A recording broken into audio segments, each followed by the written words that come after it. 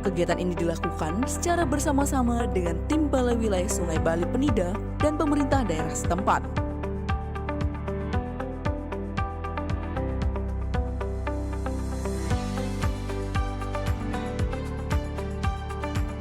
Dengan adanya pendampingan ini, diharapkan dapat menangani banjir tersebut secara tuntas dan tidak berulang.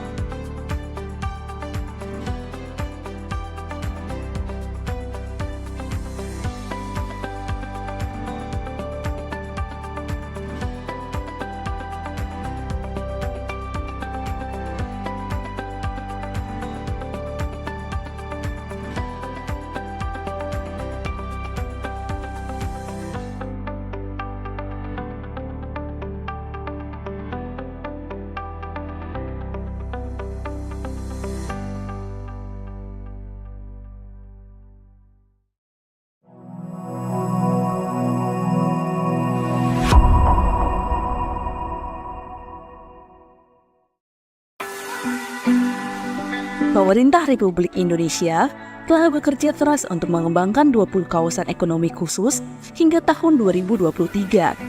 Salah satu dari kawasan ini terletak di Sorong, Papua Barat dengan tujuan untuk meningkatkan perekonomian di wilayah Indonesia bagian timur. Kawasan ekonomi khusus Sorong akan memiliki berbagai fasilitas seperti pabrik, perkantoran, area pertanian, pemukiman, dan pusat transportasi.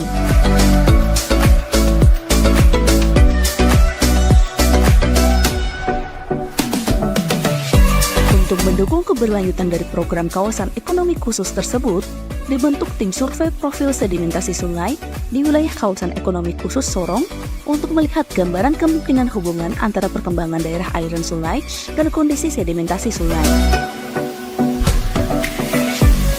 Hal ini bertujuan untuk memperoleh data yang dapat mendukung penerapan praktik terbaik dalam pembangunan infrastruktur air yang berkelanjutan.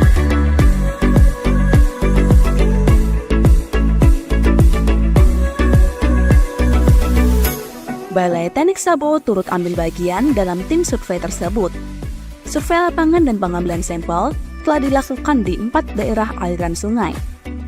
Informasi yang dihasilkan dari sampel akan berguna bagi masyarakat lokal dan otoritas pemerintah dalam mengevaluasi rencana pengembangan kawasan ekonomi khusus Sorong.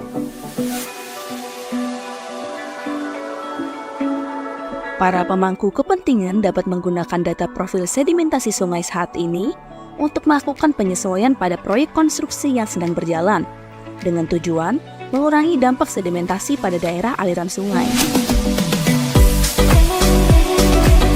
Sehingga pengembangan pusat perekonomian dapat terus dilakukan tanpa mengabaikan kelestarian lingkungan.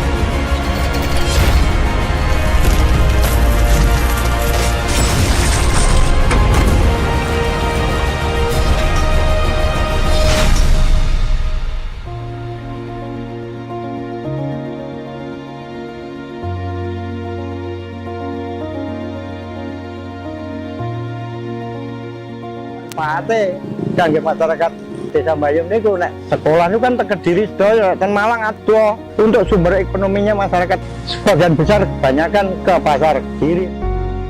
Niki awalnya bangun jembatan ini darurat saking bambu. Sumbangan dari Gudang Artum kan ya sekedar sumbangan. Kuat sebetulnya Pak, tapi karena galiannya kurang begitu dalam karena kan berbatu. Jadi yo wis ogah-agah iki ngamu sepeda motor kok Pak sing saged, mobil mboten saged. Ya kali Sabo badhe wonten uji coba teori modular niku lah. Bangun wonten mriki niku nglindungi jembatan iki sesuai rencana Bali Sabo itu yang diterapkan di sini. Seandainya tidak ada proyek Balai Sabo ya mungkin jembatan ini sudah tergerus. Nah, sudah tergerus, mungkin gantung. Nah. ini sangat sangat bagus sekali untuk masyarakat Bayem kali masyarakat wilayah Kediri ini.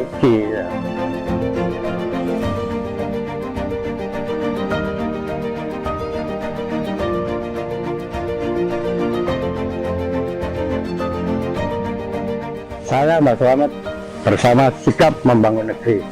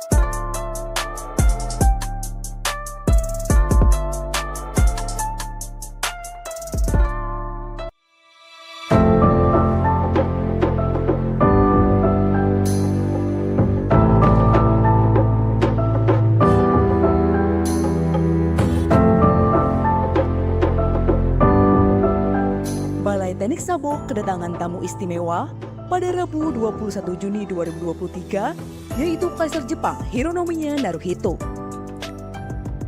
Ditemani oleh Menteri Pekerjaan Umum dan Perumahan Rakyat, Basuki Hadimulyono, Kaisar menyaksikan simulasi uji hidrolika di Laboratorium Hidrolika Balai Teknik Sabo. Menurut Menteri Basuki, Kaisar merasa senang. Laboratorium yang dibangun melalui kerjasama Indonesia dan Jepang sejak tahun 1958 ini masih berfungsi dan terjaga dengan baik. Untuk itu Kaisar berharap kerjasama khususnya di bidang teknologi Sabo akan berlanjut, mengingat masih banyak kawasan yang memerlukan bangunan Sabo untuk pengendalian sedimen.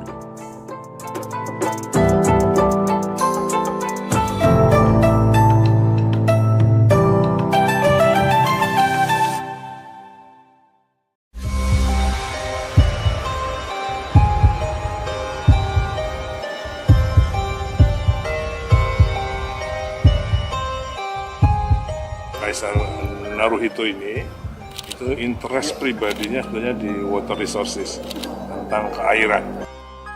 Saya ketemu beliau di HELP misalnya, high level expert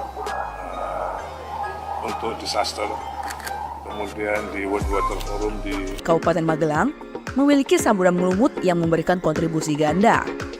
Selain berfungsi sebagai bangunan pengontrol aliran, Sabodam ini juga dirancang sebagai jembatan penyeberangan yang unik.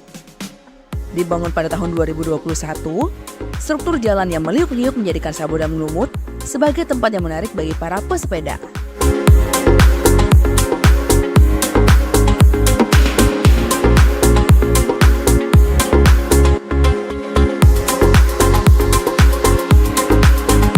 Itu tadi Beberapa contoh fungsi Sabo Dam yang bisa dimanfaatkan untuk pariwisata dan secara tidak langsung memberikan kontribusi bagi masyarakat sekitarnya. Kita dapat melihat bahwa bangunan Sabo tak hanya sekedar berperan dalam pengendalian bencana alam, tetapi juga menjadi bagian dari keindahan alam dan pilihan destinasi wisata yang memikat. Mari kita terus menjaga kelestarian lingkungan dan mengapresiasi segala manfaat yang dapat kita peroleh dari keterlibatan harmonis antara manusia dan alam.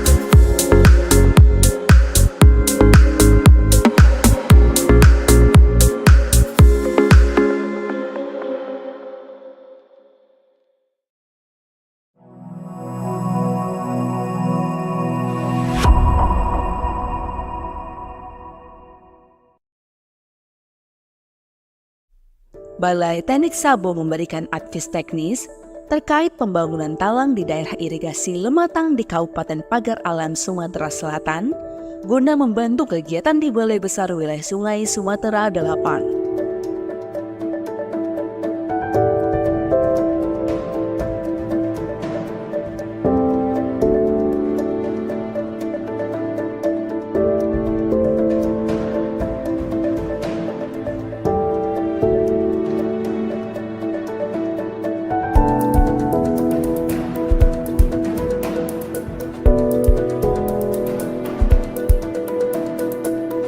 Advies teknis ini mencakup penyelidikan lapangan dengan menggunakan metode geolistrik untuk menduga jenis lapisan tanah sebagai identifikasi awal sebelum dilakukan pengeboran untuk penyelidikan geoteknik yang lebih detail.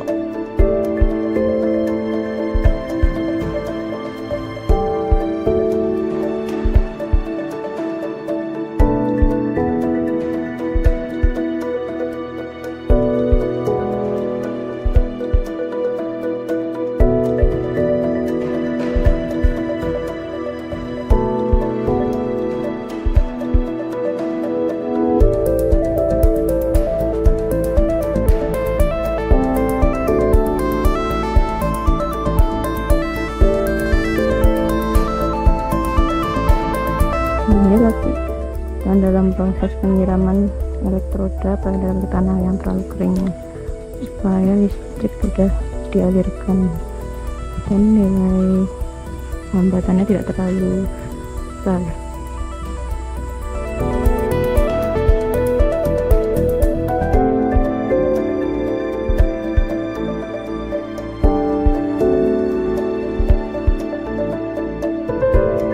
Data dari penyelidikan lapangan akan dianalisis untuk menyusun saran teknis sebagai dasar pengambilan keputusan dalam pembangunan yang sedang berlangsung, sehingga pembangunan talang diharapkan dapat berjalan dengan optimal dan sesuai dengan rencana.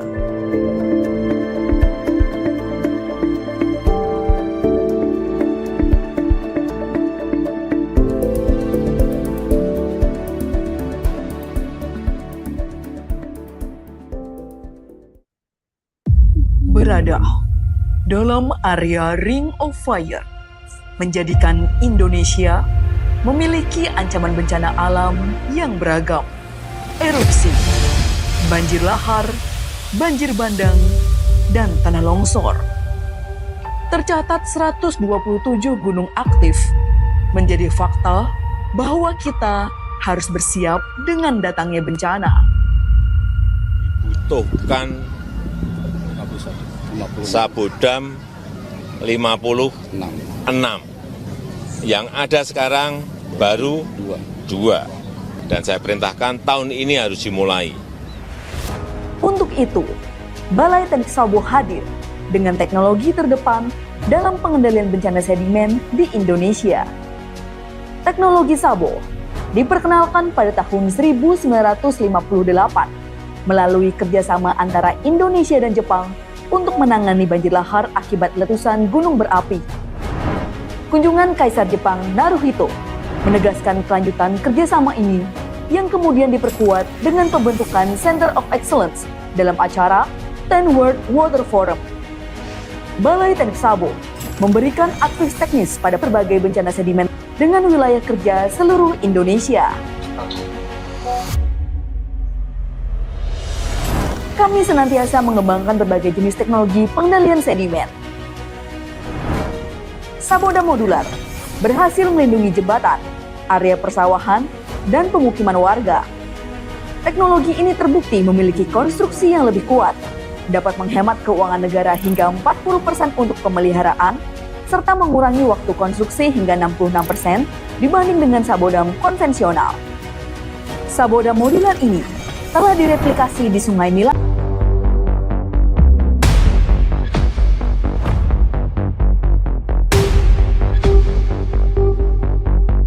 Teknologi Sabodam Ringnet Barrier. Sabodam dibangun sebagai bentuk pencegahan dan pengendalian terhadap aliran debris. Dibangun dalam satu kesatuan sistem pengendali sedimen dari hulu hingga hilir dan akan lebih baik apabila dibangun series serta tidak berdiri sendiri. Dibangunnya Sabodam ini yang utama adalah untuk mengendalikan pergerakan debris. Nah, pergerakan debris itu apakah itu dari vulkanik atau non-vulkanik, ini perlu dikendalikan. Dikendalikan dalam arti arah pergerakannya, kecepatan pergerakannya, dan energi negatif yang berpotensi menimbulkan kerusakan di sekitar morfologi sungai. Di Indonesia, Sabodam biasanya dibangun di daerah rawan bencana erupsi gunung api. Umumnya, Sabodam dibangun dengan beton mutu tinggi yang membutuhkan dana besar serta SDM yang tidak sedikit. Hal ini memberikan tantangan bagian C, sehingga apabila dibutuhkan, ketika ringnet barrier sudah penuh menahan material, maka ringnet barrier dapat dibuka untuk ditambang ataupun mengalir ke hilir untuk keseimbangan sedimen. Daerah ini merupakan daerah yang cukup sering dikunjungi oleh masyarakat. Oleh karena itu, pemilihan lokasi ini diharapkan sekaligus dapat menjadi media edukasi bagi masyarakat yang berkunjung di daerah tersebut. Ini wilayah BPWS Brantas, kami dari Balitbang, sehingga ada diskusi awal yang akhirnya mengerucut di tempat ini kami melihat cocok untuk dibangun Sabodam tipe ringnet barrier. Nah, tujuannya tentunya untuk mengendalikan aliran debris dari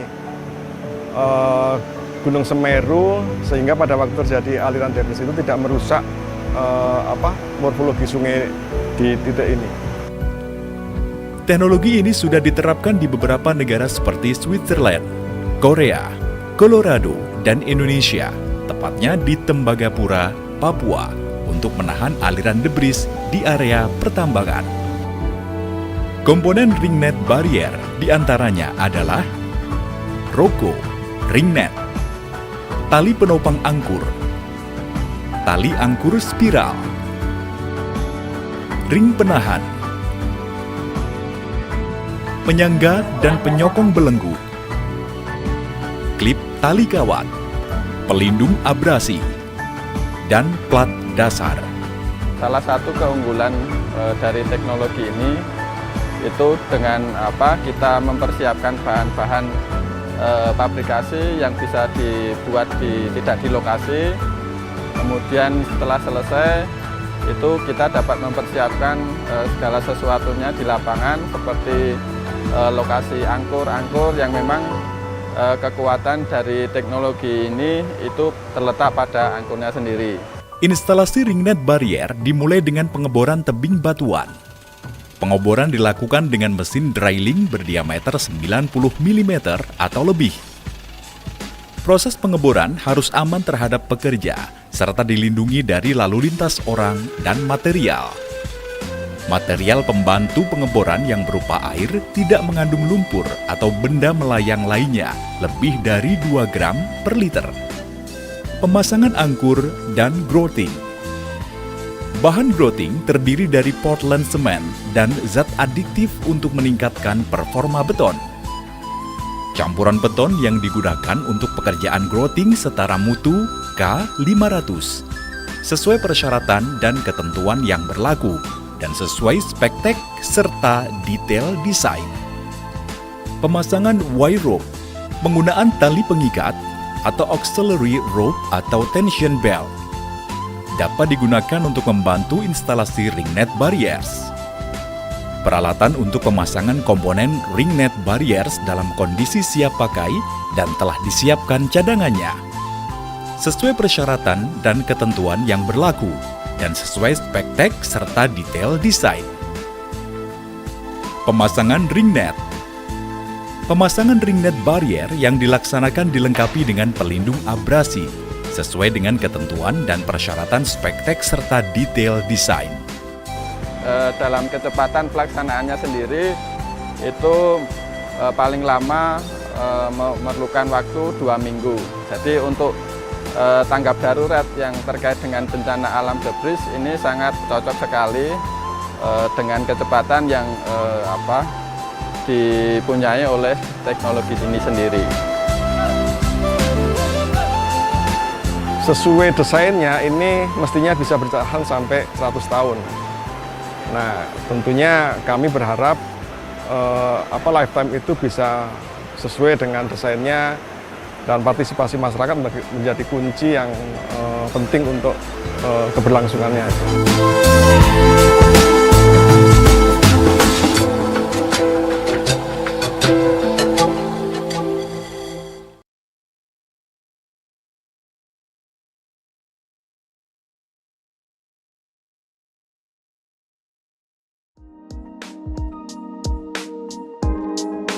Tim Balai Teknik Sabo melaksanakan pendampingan advis teknis terkait penanganan sedimen di daerah irigasi Rawa Jejangkit, Kabupaten Barito Kuala, Kalimantan Selatan.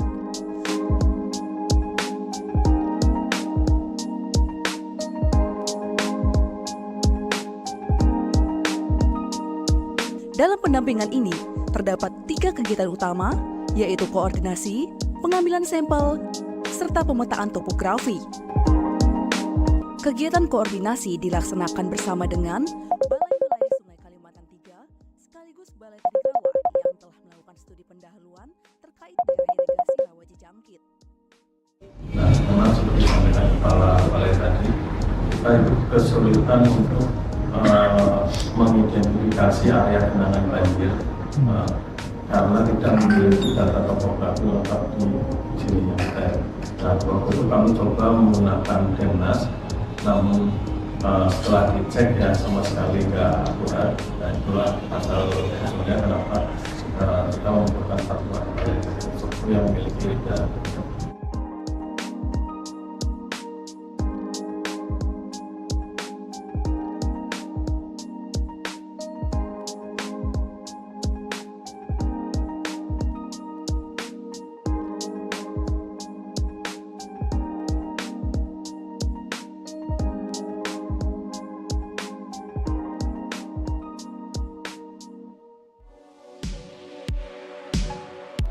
Kegiatan kemudian dilanjutkan dengan pemetaan topografi wilayah menggunakan drone lidar di daerah irigasi Rawa Jejangkit.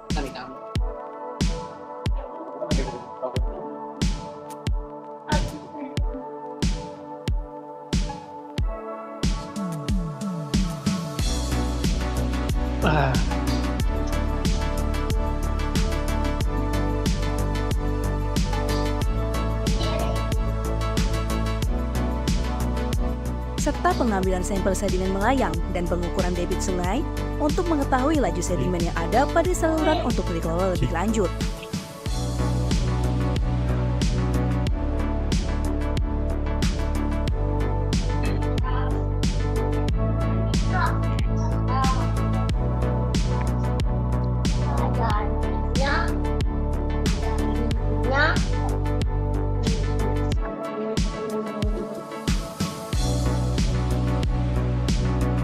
Melalui pendampingan advis teknis ini, diharapkan dapat menjadi bahan pertimbangan dalam pengambilan keputusan terkait penanganan sedimen daerah irigasi Rawa Jejangkit.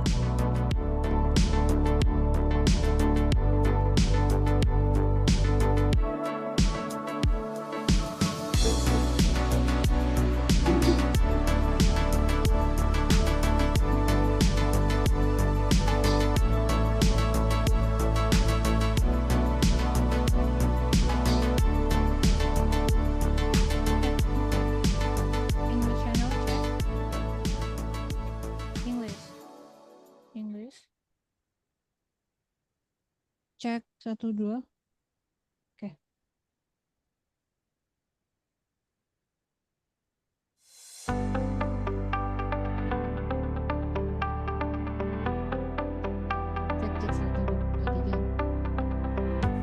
Cek 1 2 3. Oke.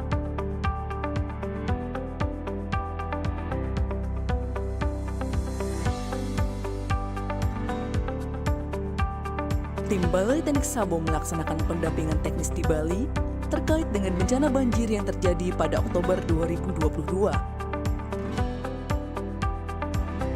Cek, halo. Pendampingan ini dilakukan untuk mengidentifikasi dan memotret fakta di lapangan guna mencari penyebab permasalahan sehingga dapat dianalisis menjadi saran teknis. Halo. Pendampingan dilaksanakan melalui survei lapangan dan pemetaan daerah bencana di sekitar kedatangan tamu istimewa 2023, yaitu Kaisar Jepang Hironomiya Naruhito. Ditemani oleh Menteri Pekerjaan Umum dan Perumahan Rakyat, Basuki Hadimulyono.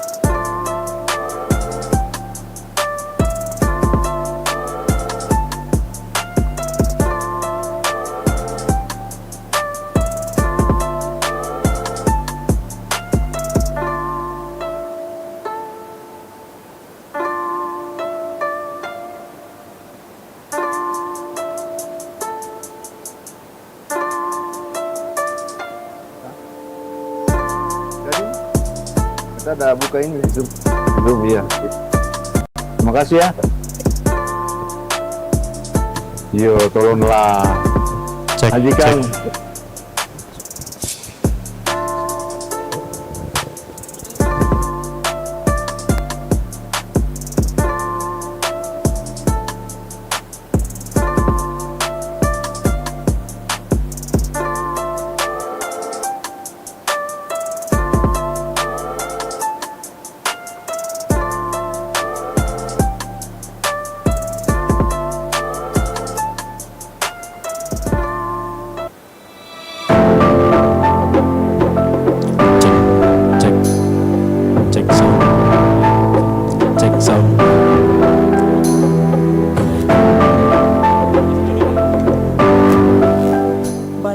Sabo kedatangan tamu istimewa pada Rabu 21 Juni 2023, yaitu Kaisar Jepang Hironomiya Naruhito. Ditemani oleh Menteri Pekerjaan Umum dan Perumahan Rakyat, Basuki Hadimulyono, Kaisar menyaksikan simulasi uji hidrolika di Laboratorium Hidrolika Balai Teknik Sabo. Menurut Menteri Basuki, Kaisar merasa senang. Laboratorium yang dibangun melalui kerjasama Indonesia dan Jepang sejak tahun 1958 ini masih berfungsi dan terjaga dengan baik. Untuk itu Kaisar berharap kerjasama khususnya di bidang teknologi Sabo akan berlanjut, mengingat masih banyak kawasan yang memerlukan bangunan Sabo untuk pengendalian sedimen.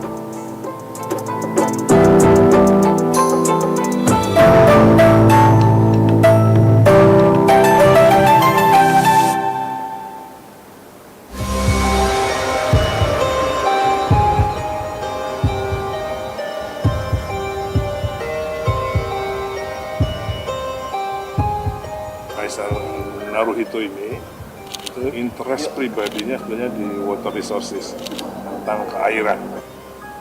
Saya ketemu beliau di HELP misalnya, high level expert untuk disaster.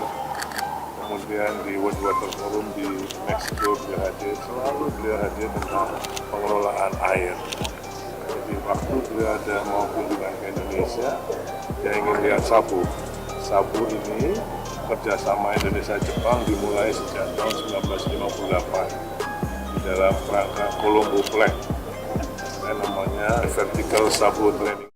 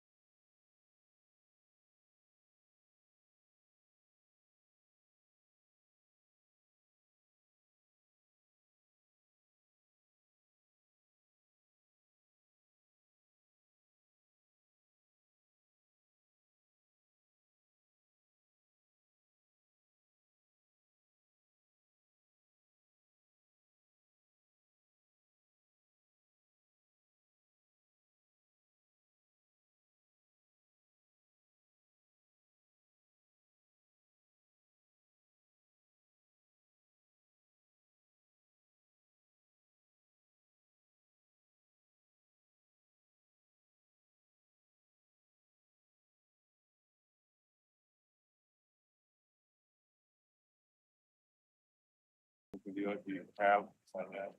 Oke, kami like dulu ya. Disaster, kemudian di World Water Forum di Meksiko juga hadir tentang pengelolaan air. Di waktu juga ada mau di Indonesia yang ingin lihat Sabo. Sabo ini kerjasama Indonesia Jepang dimulai sejak tahun 1958 dalam rangka Colombo Plan yang namanya Vertical Sabo Training.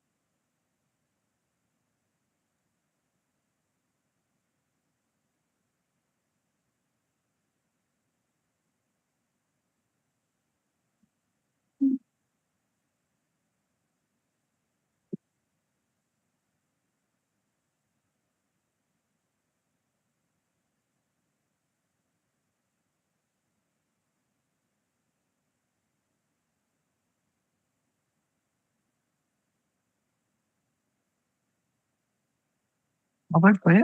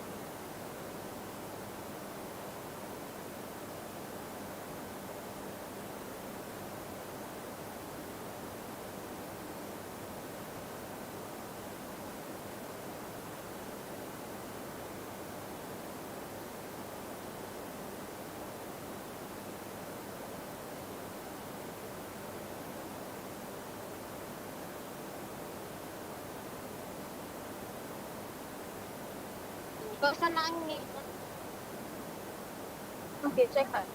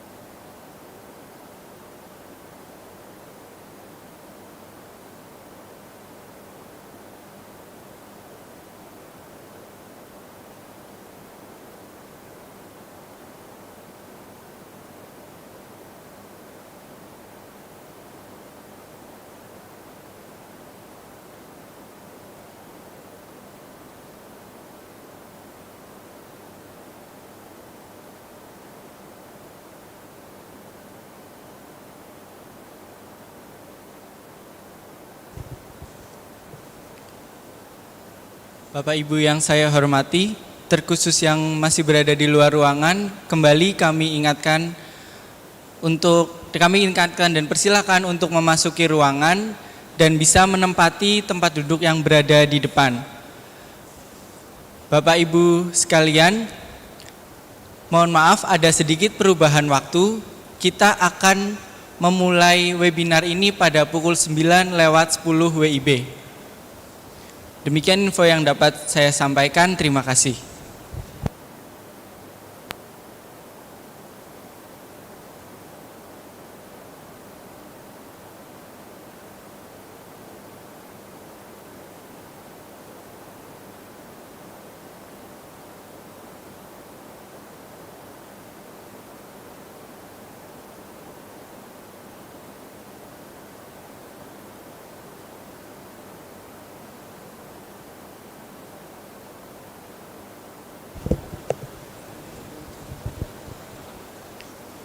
For the online participants, we are really sorry for the inconvenience that we will start the webinar at 9:10 UTC plus 7.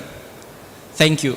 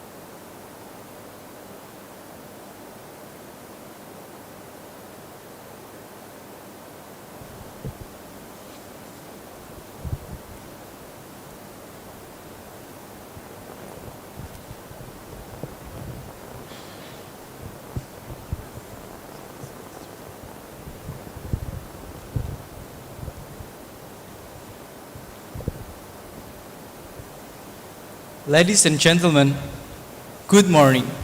A very warm greeting to you. Welcome to our international webinar on sediment-related disaster mitigation in brown countries, histories, lessons learned, and future challenges. This event is one of the programs of the Center of Excellence for Water and Climate Resilience. My name is Nada Wutu Purnayoga, and I am honored to be the MC for this event. We are thrilled to have both our on-site and online participants joining us in this discussion. Whether you are here in person or joining virtually from YouTube live streaming or Zoom platform, on behalf of the organizing committee, we extend our gratitude on your participation today. Ladies and gentlemen, before we dive in, I'd like to share some information to you. This meeting is equipped with simultaneous interpretation feature for both on-site and in-Zoom participants. For Zoom participants, you can choose to listen your desired language under the globe icon on the bottom bar menu, or by finding the interpretation menu on the 3 dots advanced menu on your Zoom meeting screen. Available languages are English or EN and Indonesian or ID. Click on your preferred language to follow this webinar comfortably. And for offline participants in this room, transmitter receiver devices are also readily available for you. You can take the device in the registration desk right outside the front door, and please go to channel 1 or CH1 to listen to English interpretation, or you can go to channel 2 or CH2 to listen to Indonesian interpretation. Please return the device after use or after this webinar ends to the committee. And for our on-site participants, I will inform that if you need to use the restroom, it is located on the left side of this room. Please feel free to make use of the facilities.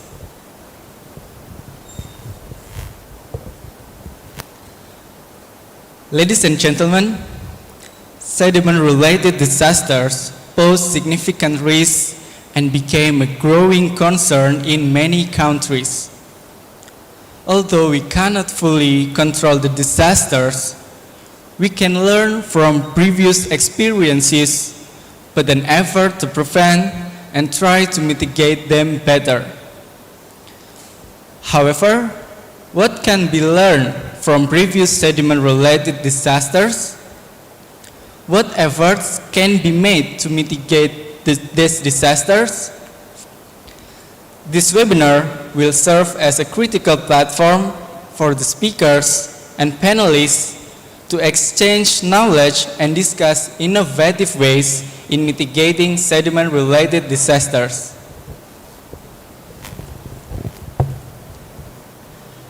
Today, we will have 2 keynote speeches to open this webinar. The first speech will be from Engineer Lilik Retno Cahyadiningsih MA, the Director General of Water Resources from Ministry of Public Works Indonesia, that in this occasion will be delivered by Dr. Engineer Muhammad Rizal, MSc. And the second one will be by Mr. Masaharu Mizoguchi, the Deputy Director of Yachio Engineering Company Limited, Japan. Without further ado, to set the stage for today's event, please welcome Dr. Engineer Muhammad Rizal, MSc.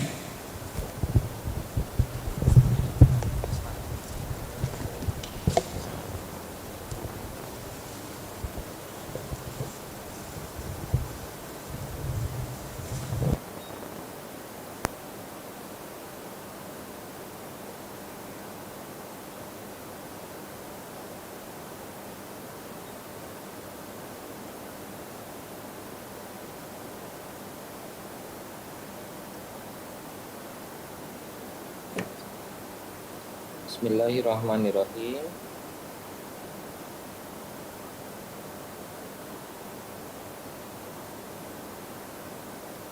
I'm in the name of Director General of Water Resources, Mrs. Lili Retno Cahyadiningsi. So I deliver her speech on these occasions because fortunately Mrs. Lili has another meeting, and then as you know that she just had inauguration yesterday. So the former Director General, Mr. Bob Lombogia, now become the head of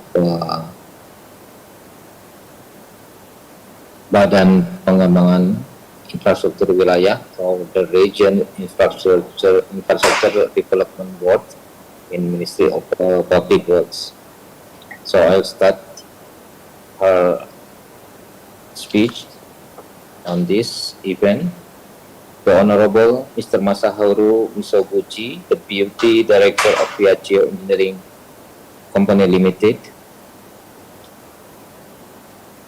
and then Dr. Aditya Jati, Deputy of System and Strategy, National Disaster Management Agency, BNPB, Indonesia, Professor Joko Legono, Emeritus Professor from Gajah Mada University, Indonesia, Professor Adam Pamuji Raharjo, Lecturer of Civil Engineering Department, Gajah Mada University, Indonesia, Professor Susumi Daiso, Professor of Faculty of Agriculture, Shinshu University, Japan, Dr. Teresito C. Bacolcol, Director of the Philippine Institute of Volcanology and Seismology, distinguished guests, distinguished colleagues, and honored participants.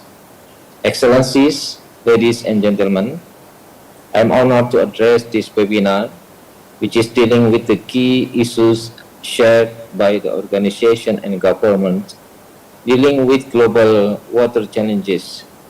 It is with great pleasure and pride that we gather here today for this special session. The impact of climate change in recent years, such as increasing the risk of natural disaster, is really concerning, especially floods and sediment-related disasters. This webinar become a platform for sharing knowledge and lessons learning from water disaster management. Distinguished guests, Indonesia is located in Ring of Fire belt, laying on Indo-Pacific, on the Eurasian plate and the Pacific plate, and also having 129 active volcanoes. Thus, Indonesia is prone to disasters such as earthquakes, volcanic eruptions, and tsunamis. These disasters may cause so many challenges on water resources management. The threat of a water crisis in Indonesia is becoming more real. The water crisis due to population growth, limited clean water supply, and poor water and sanitation management. Land use changes, deforestation, pollution, and excessive groundwater extraction further exacerbate the vulnerability of many areas to flooding and drought. Climate change and natural disasters make new great challenges, threatening the security and sustainability of water resources. Comprehensive disaster risk management and climate change have to be developed by creating adaptation plans for water supply infrastructure to strengthen the awareness and capacity of water supply service providers in Indonesia. The primary focus was on addressing seismic and hydrometeorological risks such as floods, droughts, landslides, and sediment-related disasters. It is important to note that sediment-related disaster management requires with structural control and non-structural measures as well. This approach emphasizes how to manage human behavior as an additional consideration, including conservation, community participation, and land use management. Ladies and gentlemen, based on the report from Indonesian National Disaster Management Agency, or BNPB, the total number of disasters in 2024 counted as 2,107 events. Most of them were extreme weather, floods, and landslides. The recent extreme disasters for the last 10 years occurred in Indonesia are sediment-related disasters such as A. Mount Semeru mud flow disaster Lumajang Regency East Java. B. Mount Marapi flash flood. Kemudian ada juga banjir di Marapi, di Sumatera. Kemudian ada banjir di Ternate, di Maluku Utara. Alasan terjadinya bencana terkait sedimen ini facilities cutting access to affected regions, changing and moreover causing prolonged economic issues. Regarding this matter, Sabo technology as part of structural mitigation has been applied to controlling debris flow and preventing the spread of this damage in both volcanic and non-volcanic area. Sabo technology was first initiated in Japan and then developed in Indonesia, pioneered by Tomoaki Yokota in 1970s. Japan-Indonesia cooperation in the field of Sabo began when Indonesia became one of the recipients of official development assistance in the field of technology from Japanese government in 1958. The cooperation between Indonesia and Japan is still ongoing until now. The ministerial declaration in the 10th World Water Forum 2024 in Bali stated that Sabo Technical Center as part of the Center of Excellence on Water and Climate Resilience. Excellencies, ladies and gentlemen, this webinar is a tool for refreshment, the prevention and mitigation of sediment-related disasters, to grow awareness and to develop our critical thinking, to invent new technology in lowering the risk of the impact from disasters. Due to changing world and the rise of disaster trend, especially sediment-related disaster, Indonesia implements new approach to adapt and to mitigate the disaster trend by applying Sabo technology from volcanic area focus to non-volcanic area. Indonesia, throughout history, has developed Sabo technology as structural mitigation, not only for debris-related disasters on volcanic area, but also in non-volcanic area like other countries do. To tackle all the circumstances, Sabo Technical Center would accommodate the efforts to strengthen in managing sediment-related disaster risk by looking for alternative water financing, reinforcing organization, approaching multi-sectoral collaboration, and human resources capacity building. Ladies and gentlemen, through Sabo Center of Excellence, in a part our working group in Center of Excellence, It can be obtained and implemented through education, exchanging ideas, and sharing experiences. May our collective efforts today provide sustainable sediment disaster management and Sabo technology development. That's all my speech. Thank you very much.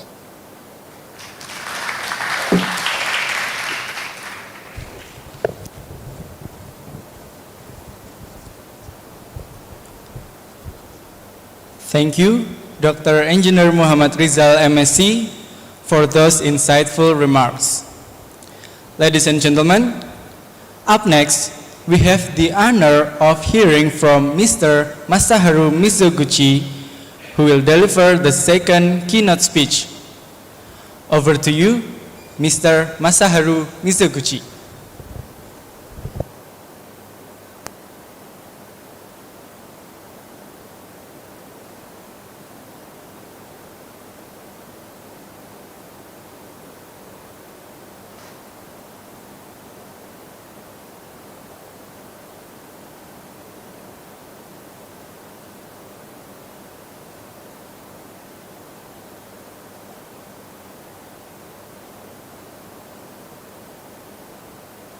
Can you hear me?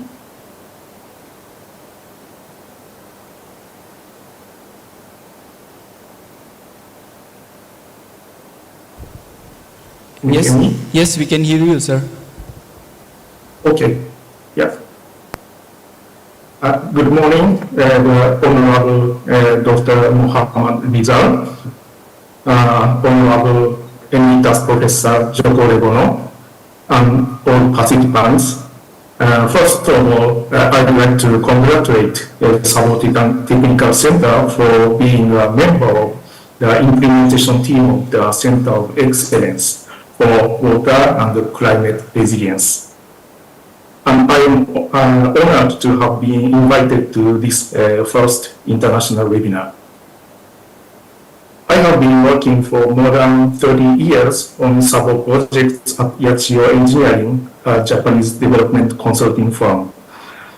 I was involved in 2 urgent disaster reduction projects for Mount Merapi in Indonesia from 2006 to 2021. That was a particularly valuable experience for me. The relationship between Indonesian engineers and researchers through these projects are still a great asset to me. Today, I'd like to talk about the history of technical cooperation between Indonesia and Japan in the field of Sabo, and the history of Sabo Technical Center from the viewpoint of the Japanese engineer. So this video shows the situation of ring of fire.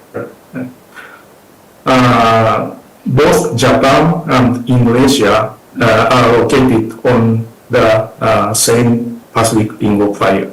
We have same issues related to earthquakes, tsunamis, and volcanic eruptions. Indonesia has 129 active volcanoes. One of the most active volcanoes in the world, Merapi volcano, is located about 24 kilometers north of the venue of this webinar, the Sabo Technical Center in Yogyakarta. Next, please. Merapi volcano causes large-scale eruptions about once every 10 years. Each time it erupts, sediment-related disasters are caused by pyroclastic flows and debris flows. Next, please. This photo shows the situation of the debris flow caused by the 1969 eruption of Mount Merapi. Next, please. So the debris flows damaged many houses, farmlands, and infrastructures such as bridges and railways. Next, please. So this figure showed the history of technical cooperation between Indonesia and Japan related to Sabo at Merapi volcano.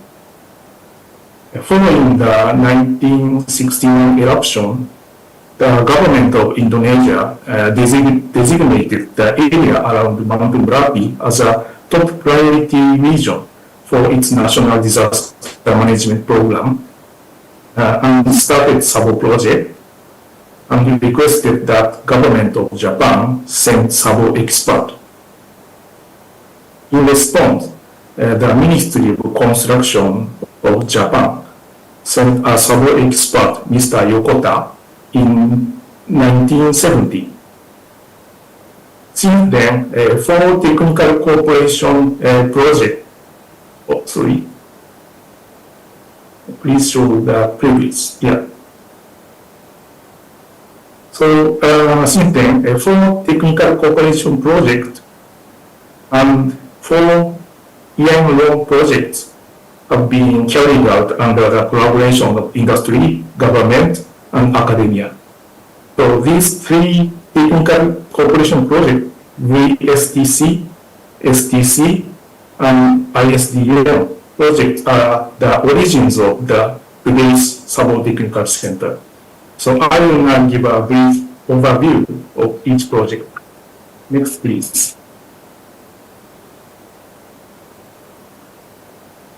The Volcanic Sabo Technical Center project was implemented from 1985 to 1990 to develop various technologies and human resources for debris flow disaster reduction in volcanic areas. The introduced technology from Japan was localized for Indonesia in line with the construction material availability and the needs of the local community. In addition to structural measures, an early warning system for debris flow was also developed.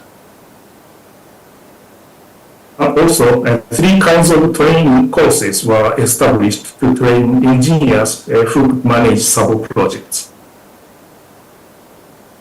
Next, please.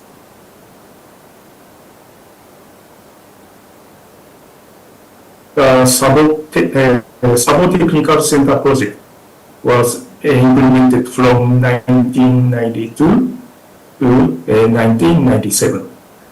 With aim of developing countermeasures for landslide, debris flow, slope failure, and dam sedimentation. That's occurred outside of volcanic areas.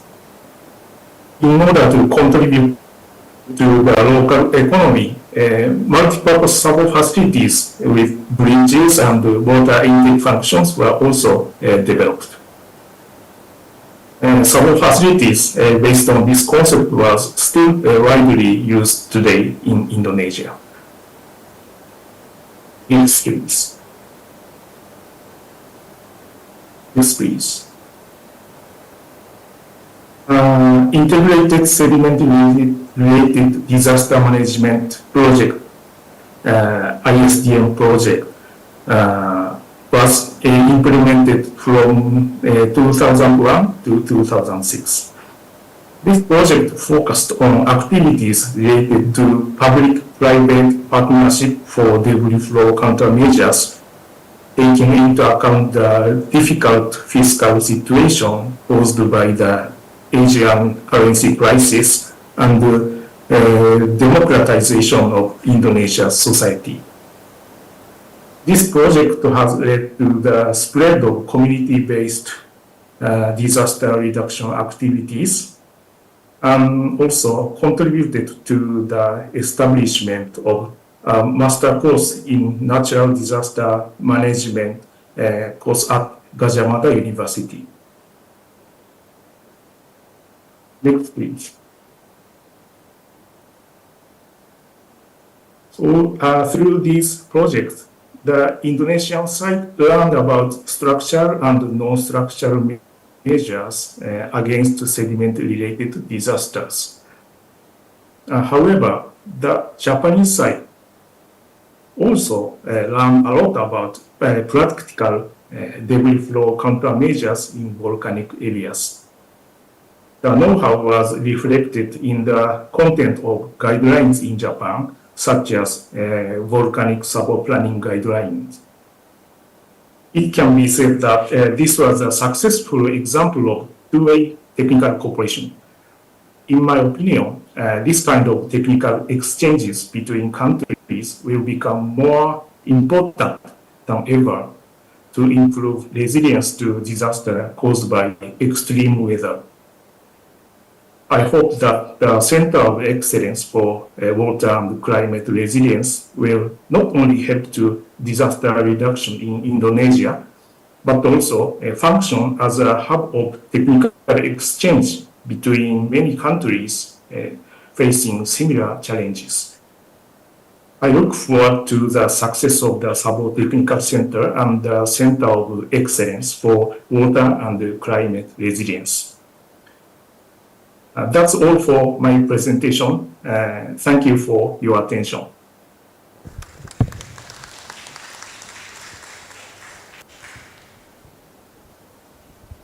Thank you, Mr. Masaharu Mizuguchi, for that enriching presentation. Ladies and gentlemen, in this webinar, we also have 5 experts who will present insightful knowledge about sediment-related disasters.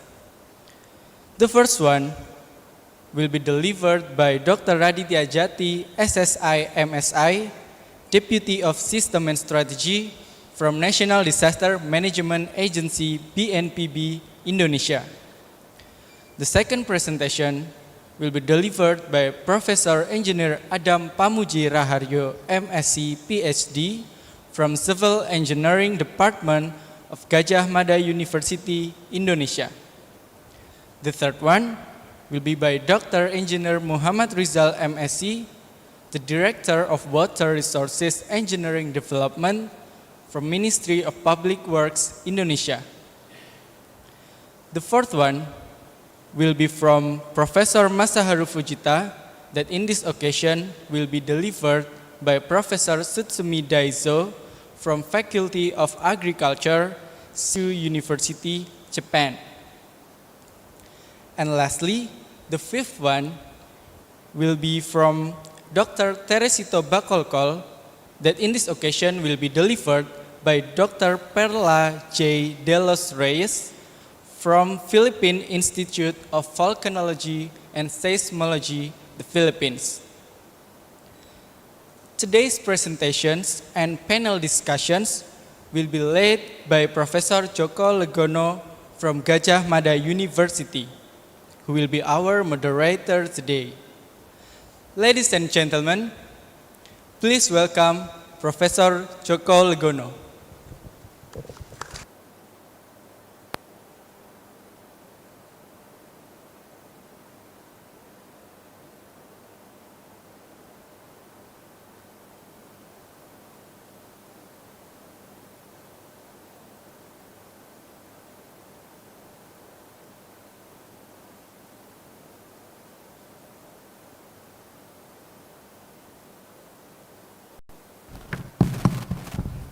Ya, selamat pagi, good morning, ladies and gentlemen. So I'm very happy to be here in front of you, either through the offline in this room and also all participants in the online stage. Secondly, I am very honored to be appointed as the moderator for this morning webinar. But again, all I can do is I am trying my best. As it was mentioned, the expectation from 2 keynote speakers, both Dr. Rizal and also Pak Mizoguchi. Just to start to remind you, all of the participants of this webinar, actually the main agenda of this webinar is the establishment of what we call the CEO, Center of Excellence for WCR, Water and Climate Resilience. So, as the second keynote speech mentioned, that actually this COR WCR is not only aimed to help people in the national Indonesia and also Asia Pacific, but the expectation that that this center could be established to solve the sediment-related problem in all countries. Allow me to brief inform you that actually in this webinar, according to the committee, it is joined by more than 1,000 participants. So in the 9 o'clock in the morning, there are 1,080 participants from 13 different countries. Yeah. And luckily that we are joined with not only Asia Pacific countries, but also some other region, like Europe, it is Sweden, and then from Latin America region, the LATAM region, that is the Brazil and Chile, and of course the Asia Pacific region for the most. We have the Indonesia, Vietnam, and then East Timor, of course, and then India, Bhutan, Nepal, Japan, of course, and then Philippines, and also Singapore. So let's restart. We have time until 12 o'clock, I think, and since most of the 5 speakers in this panel of the webinar are from abroad, they are going to use the online facilities, but another 2, maybe one, only one maybe will be joining us as the offline system. So I want to be accompanied, to be here. Sorry. I am inviting Professor Adam from Gajah Mada University. Please welcome Professor Adam.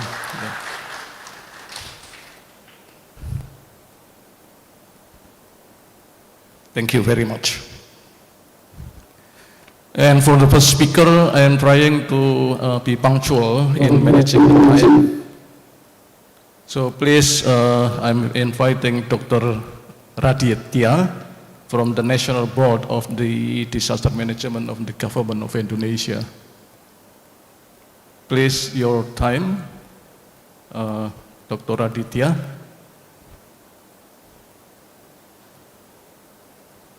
Necessarily, please introduce yourself briefly, if you like. Thank you very much.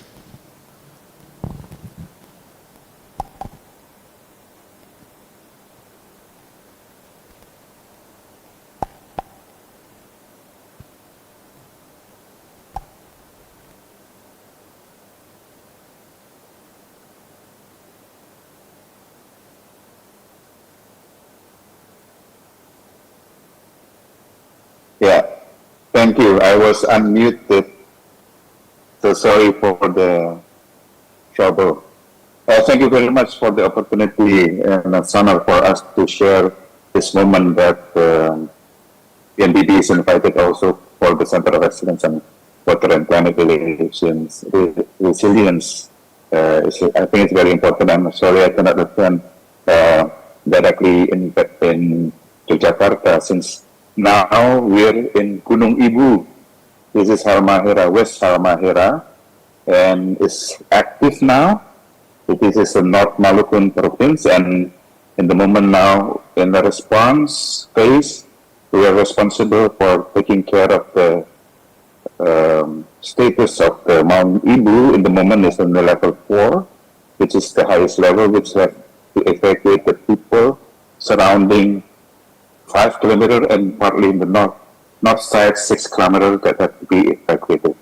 So I'm as a deputy minister for the sector for system and strategy, in the National Disaster Management Authority. If I may share the slide, Professor Joko and also all the presenter, and thank you for taking the first to make this presentation. And maybe I'm really sorry because since the signal here is so weak, so I may only taking my presentation and then the discussion, maybe my staff will be also inside the discussion. So if I may I share the presentation, please? If you may also let Rizky share the slide because I'm here through the problem with the internet. Please, Mas Rizky, share the slide.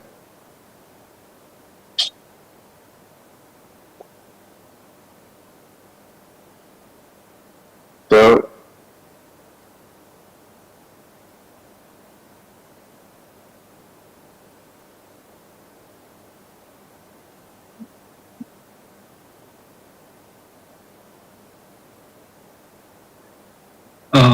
Pak Radit, the share function is still not working. Can the co-host let me share the screen? I'm unmuted sometimes. Please, the host, please help us to share the slide from Pak Rizky. Okay. Thank you. It works now. Okay, thank you.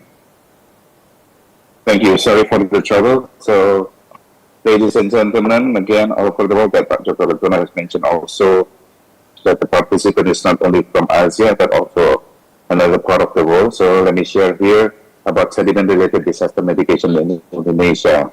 If you see the next slide, we have remembered the 20 years of tsunami Aceh. It only takes 30 minutes after the earthquake and the tsunami. It costs more than $7 billion to have to rebuild Aceh again in 4 years. This is why disaster is very important and the change paradigm from disaster management into disaster risk reduction.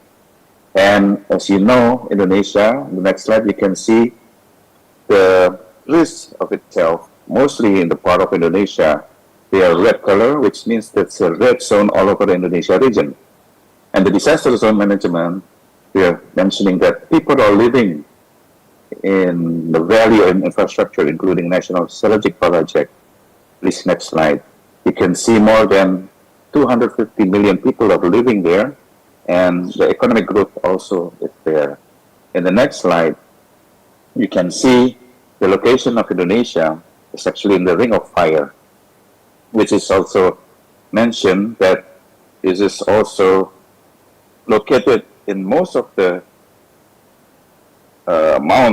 important mount volcano that is in Indonesia, more than 127 volcano actively in Indonesia. And you can see earthquake is happening every time. Even every month we can feel more than 300 or 400 seismic that happen in the country. The large archipelagic country also related to how many people are living there. The population is more than 280 million people are living in the area. And you can see the devastating of the single incident in Aceh makes us as a wake-up call that disaster is important. In the next slide, we can see over 10 years that people have been missing and also dead. You can see how many frequency of disaster happening in the country. And last year, in 2024, there's more than 2,000 frequency disaster happening in the country. Next slide shown that around 200 people are dead and missing. Even in 2023, more than 5,000 people, 5,000 frequency of disaster had happened, and there's around 200 people are dead and missing. And the next slide shown that disasterism is not only about the death, but also about how much money has been lost. Next slide. You can see the Ministry of Finance also mentioning more than 22 trillion of rupiah missing in each year, which also impact of disaster. Even that in 2018, you can see in the next slide, more than 405 trillion is impacted because of earthquake. And the loss estimation costs in disaster in the near future, you can see the prediction. It will be also impacted to the next slide on the fiscal impact of disaster. So what have been mentioned by Antonio Guterres as the Secretary General of the United Nations, nothing is more damaging to achievement of sustainable development than disaster. It means disaster is important, it's a priority to the world to see how to make ourselves resilient. And Global Assessment Report is mentioning about the deficit of resilience itself, including deficit resilience on the flood, including deficit on coastal infrastructure, climate change, including also related to other related degradation of land and also vulnerability of population growth. And if you can see in the next slide, in the right corner, you can see the cycle of disaster. We're not waiting for the disaster to happen, but to be aware how to manage the risk. And every year, the index of risk counted by the MDB that you can see we're decreasing, and the index risk is also decreasing. Means that we're achieving better and better every year. And every year we have the disaster risk index projection, which we have to project it until 2045. And how does this really work is when the local government, province, district, and cities, they have a commitment on their policy to make themselves resilient. And every year we have reported, even every time there's a disaster, it's been counted into our data information, into integration of Indonesian disaster phase, into every local government, also how to integrate that. The data is not only from the NDB, but we're also integrating from other land ministry.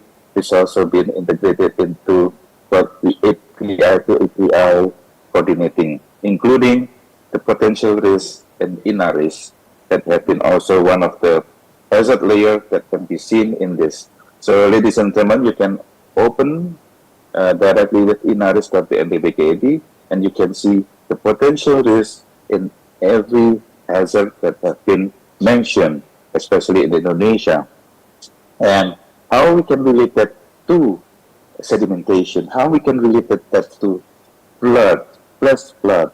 And if you see the data from the NTD mentioning that 95% of the disaster had been caused by hydrometeorological mixed mean, flood, plus flood, and landslide. It can be also drought and also forest fire. And here we integrate also the INARIS with other facility, including education facility, health facility, integrating data banjir or flood system into other, for example, like heritage site, including also the impact of earthquake. You can see also the data from the schools, and we can see how many schools are at risk. We have the data of 479,000 schools, and 75% at medium end. And here we can see how actually the INAR is showing that the data is very important to make as information analysis and strategy. We can really see that data is very important. So next, the next two slides, we are showing you that the pre-disaster mapping from Palu and Cianjur. This is just an example that we have the important data before and after. If you open the INAR, you can see the impact of disaster during Palu earthquake, tsunami, and then also the Cianjur, which is also impacted on earthquake and collateral cascading impact on landslide after the earthquake itself. And the collateral hazard monitoring system we are mentioning in situ, that we have to see the next what happened in the field, where are the fault line, how we can see the impact, and so on. So this next slide showing the importance of sedimentation sedimentation, and also the impact of collateral cascading impact after the Mount Marapi have been erupted at that time, and then after the material is in the upstream area, and the high intensity of rainfall have been impacted to flash flood, and now the NPB push this as an emergency response dashboard after the flash flood. They're putting early warning system. They're putting the instrument, not only the instrument at the upstream, but how will this impact it to the community? Where are the affected area? And we're comparing with the map from Inaris that we have been seeing before. Actually, the hazard map is actually in the same location what happened in the flash flood. So we try to put the sedimentation have to be clear out or dredge it before the landslide happened. So we try to put the instrument of for in the community surrounding. Next slide. So this is now the next slide show that we're now in Gunung Ibu, which is now I'm here now. So we're putting also to see how many people actually at this.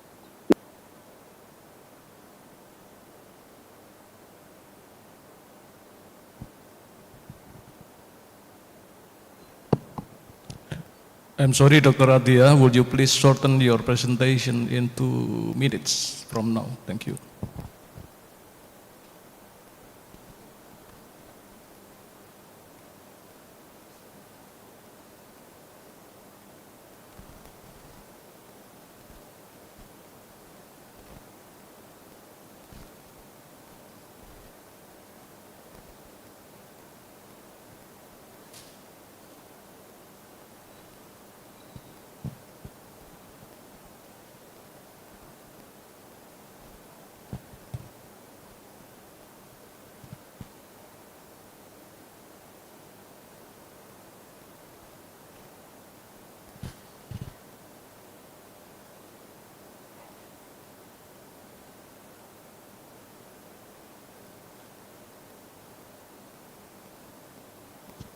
Slide so you can see lively what is happening in the upstream, where is the potential of flood and also the possibility of the landslide. So I'm sorry, the offline the other thing is participants, we also still the have next slide problem you in can the see connection. in Sukabumi, where there was a high intensity of rainfall, and then it makes us also a landslide because there's no management. Maybe there's no management of dredging of sedimentation because the meandering of the river actually is one of the characteristics of Sukabumi. You can see if there's meandering, there will be more sedimentation because then if there's an intensity of rainfall, it will cause a flood. So the management of the river must be very, very priority in this case in Sukabumi. And you Recording can see in progress. The impact of the landslide because the uphill, there's an impact of maybe a change of land use planning, and also impacted to some area in Sukabumi where the location of the landslide can happen. And the next slide, you can see we have the map of Sukabumi where there's the impact of hazard map I'm sorry, can be Dr. shown, Aditya. and you can see in the right picture that the impact of the Sukabumi has been in more than 50% of Sukabumi have been impacted by flood, flash flood, and landslide.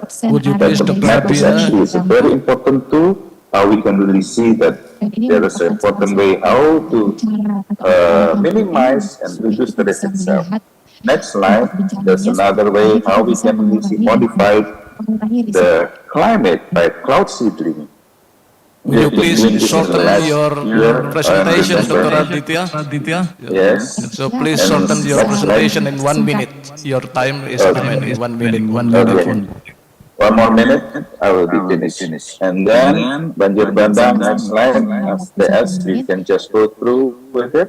and flood integrity have been also there. So it's a very important thing that we have to manage the sedimentation. So I will say there's no thing as a natural disaster. There's only natural hazard. So we cannot blame on the nature. We cannot blame because of the rain. Next slide is an example also how we can really see the impact of the forecasting can be also overlaid by the potential risks of hazard that might be also impacted to the people. So next slide, there are several tools, many tools that can be done, including the management of the command center. We have now integrating all the system into one, what we call the ecosystem with other application. So the application can be also used in technical response system, and it will be mentioned and can be used in the local level, including also the disaster portal, GIS, National Disaster Monitoring. Next slide, and the history will be put into literacy portal, and everything will be inputting into another system that can be reached. And next slide, you will be seeing that every area of region have been also planned in this 2025 to 2029 plan in every location that is important as a priority. Next slide, Mas DS. Just go through on the Renas, and then we can see that is actually is already put into the framework. Every location, every region, every have been prioritized due to the planning that have been mentioned by Bapenas or the planning management planning agency, including the input from disaster planning. So next slide, you will see that sustainable resilience is very important. This is where the center of excellence have been established, because climate change have to be discussed together with disaster resilience and sustainable development. We cannot stand alone just talking about disaster. We cannot stand alone just talking about climate change. But sustainable resilience is an important how we can put as a people center. Resilience is a very local issue.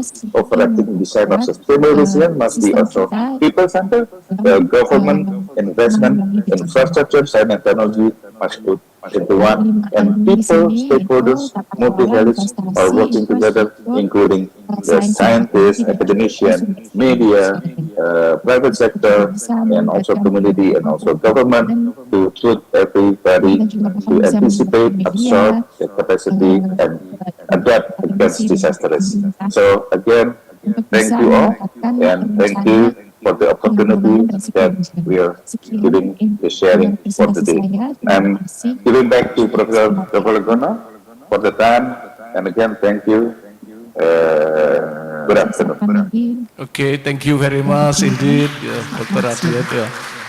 So we really appreciate, because this is the time you are on the way to the site. So please take care and take care of your health. And maybe we don't need to avail time for participants to ask you, but maybe some other occasion. So you don't mind if someone asking for you for some information. Thank you, Dr. Aditya. Ladies and gentlemen, we are moving to the second presenter. So I'm sorry, Pak Adam, just to remind you, if you can present at maximum 15 minutes. Time is yours. Thank you. Okay, thank you very much, Dr. Legono, and the honorable participant, guests. I'm a representative of a lecturer or maybe researcher. So maybe our presentation, my presentation here is in the aspect of education and research. So here I'd like to share and our knowledge, our thought about development of adaptive design of Sabo dams. First, I will share about short history of this Sabo dam, or maybe in more general, it's called check dams.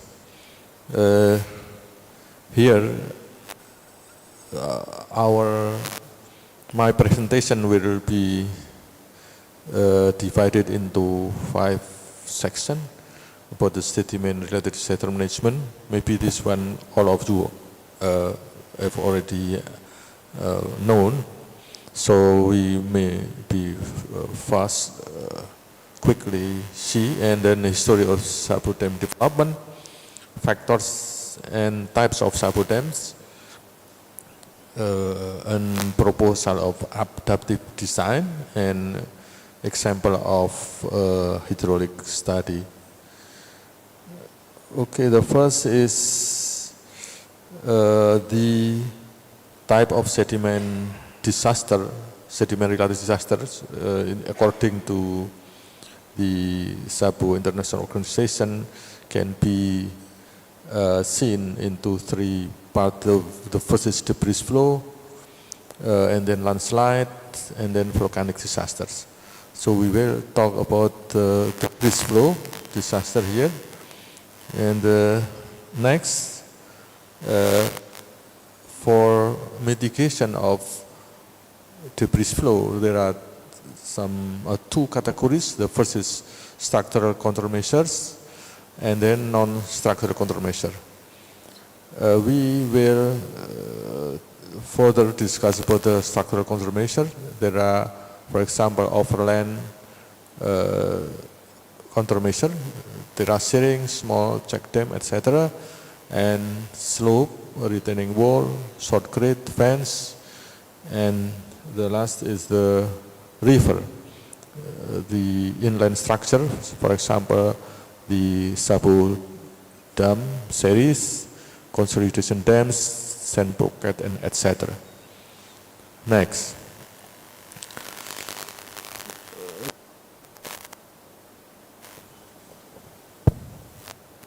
Next, please. Oh, no. Okay, please.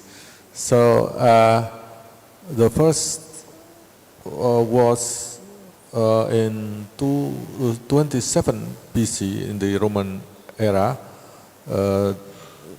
They have tried to slowing and diverting a flow, but still for agriculture, and about in the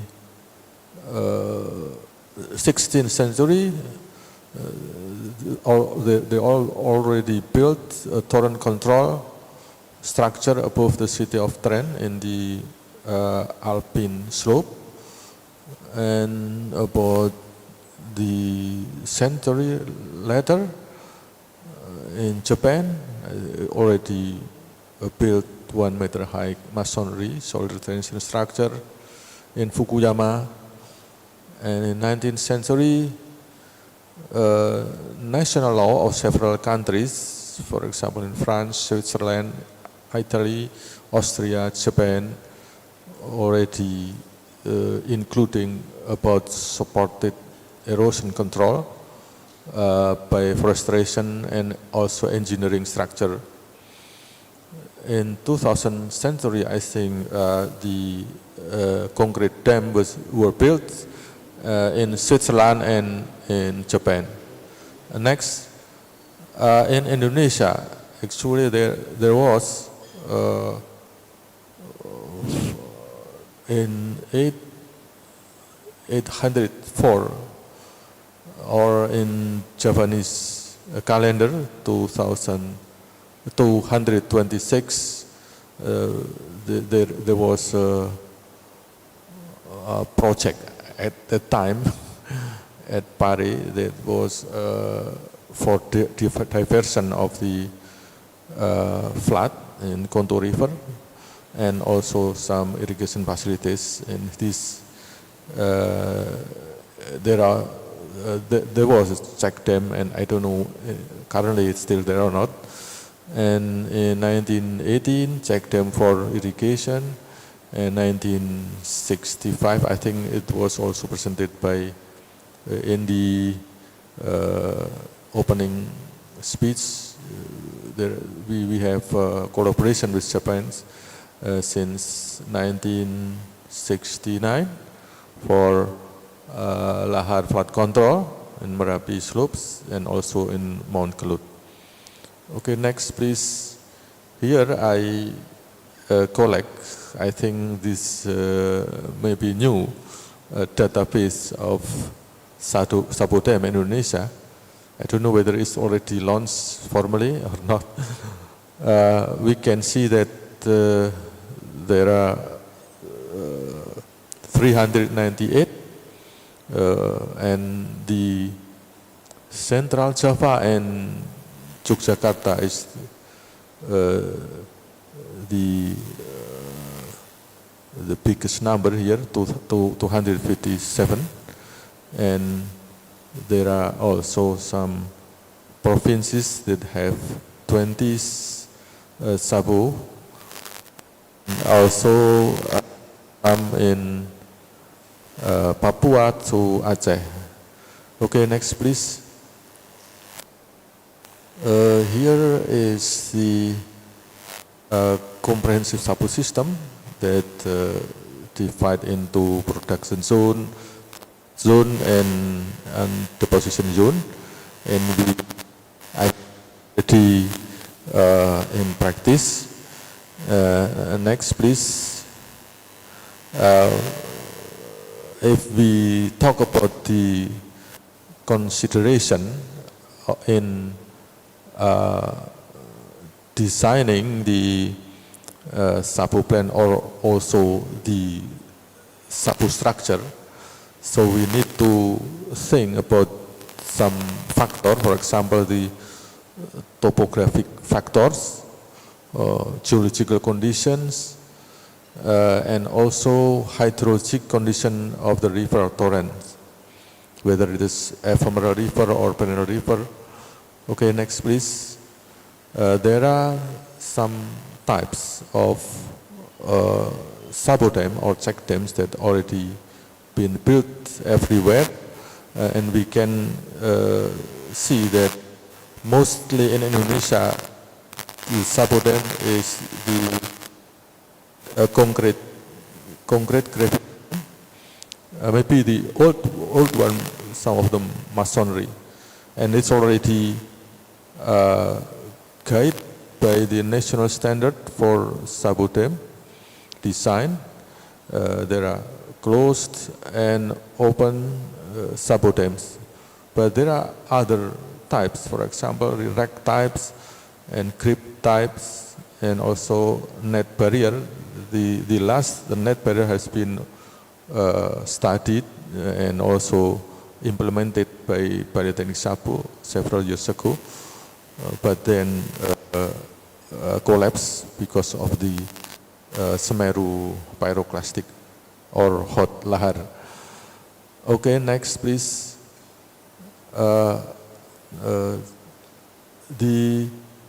I'd like to show you that if we collect the some condition that we can list in consideration for planning or designing, so we can see that hydrological condition, topographical and geological condition, as I have mentioned before, and also the green. I think this topic has already been discussed several months ago here.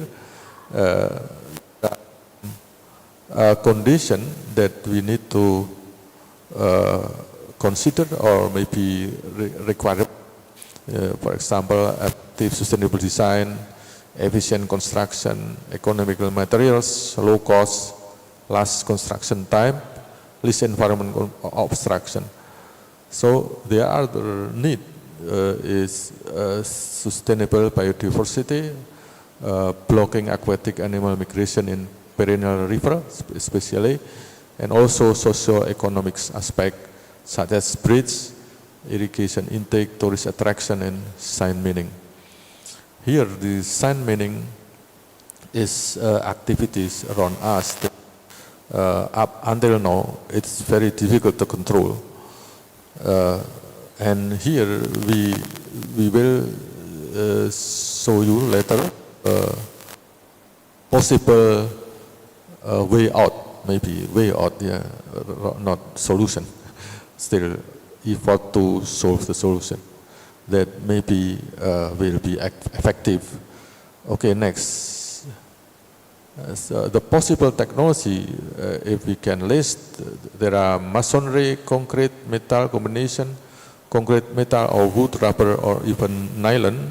I think the types of Sabo dam that I was shown before, and also construction method, in situ, precast, for example, the modular one, and also the hydraulic design, for example, close type or slit or grid net mesh or other shape type. Okay, next. So we propose like steps to make a decision for the design of Sabo. Need to follow some evaluation that consider about the condition, and then based on that condition, so we have some alternatives, and then we need to evaluate that alternative hydraulically, maybe structural view, and also in the construction view. Okay, next please. The last I will share about the research that have been done and still undergoing to help maybe solve this problem. The problem, for example, the degradation along the downstream of individuals or series of Sabo dams, such as in the Bebeng River, and also in other part. Yeah. The idea is how to maintain the downstream of the individual structures. So we need to pass the sediment from the upstream part to the downstream part in the low flow, but in the high flow still sustain, the construction is still stable. Okay, next please. So here also problem of the cement dam. The cement dam in the East Java part of the Konto River, it already chosen the type of the dam is the slip type for reducing degradation downstream. However, since there are sand mining activities, so the structures collapse, and also even Coron Shale sub-dam also collapse. And we note that the miners only collect the fine sand grains and discard the gravel and coarse grain.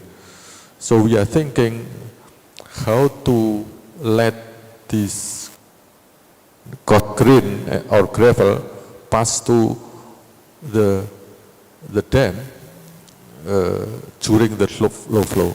So that's mean we have to try to make a new design. So next please. Okay, next please. So this is the existing, this is a typical existing condition. And next please. So we think there is also a sample that this give IT, stimulate IT, if one of the slit is lowered, the infect of the slit lowered, so in order to make the low flow can flow and sediment. So next please. So this another alternative. So we are worrying in the big flood that slit become damaged because the flow is very fast. Okay, the next, please. So we use the tools, the numerical tools, dimensional program, and our objective is understanding the pattern of the flow, and we see velocity, depth, also bed shear stress. Okay, the next, please. So this is the animation. So animation of the model. This next. Okay. Okay. Next, please. Another animation for this is the existing condition. The next slide. Next slide. Okay. This is the alternative one. Okay. Next, please. This is the alternative two. Okay. So after this, we evaluate the velocity and also bed shear stress. Next, please. Next. Next. And we verify the charts of, for example, the steadiness. Or next, please, the velocity longitudinal profile, and compare with the existing two alternatives. Next, please. Okay, this is okay. Next, please. Next, please. So we evaluate also the possible size that can be carried in the existing. This is in the existing condition, and then we can see that coarse and sand gravel cannot be carrying by the low flow. Okay, next, please. So okay, next, please. Next, please. Next, please. Next, please. So after this, okay, please. So we have already come to another alternative, since in the previous alternative there are some parts that have very high bed shear stress. Okay, thank you very much. This is my last slide. Thank you very much. Okay, thank you very much, Prof. Adam. It's quite interesting presentation. I think we may avail time for discussion after the fifth presenter.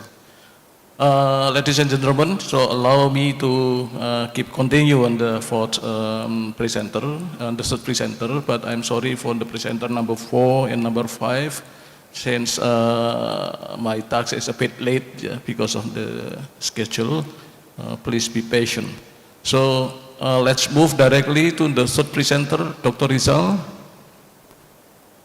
I'm inviting you to present your material. Yeah, please. If possible, less than 15 minutes. Thank you very much. Time is yours.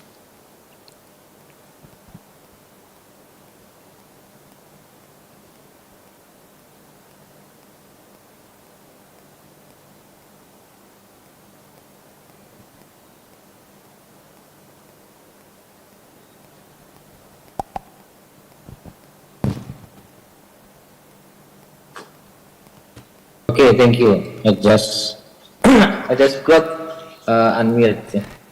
Thank you, Professor Joko Legono, esteemed guests, distinguished colleagues, and honored participants. So I will convey the presentations entitled Sustainable Infrastructure and Technology Integrations, a strategy for reducing sediment disaster risk. And then in the next slide, the Ministry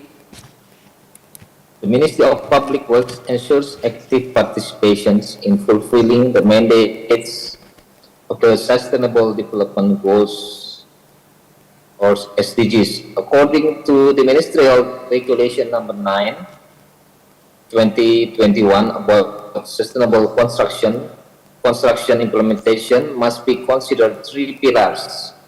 First, the economy, environment, and social aspect.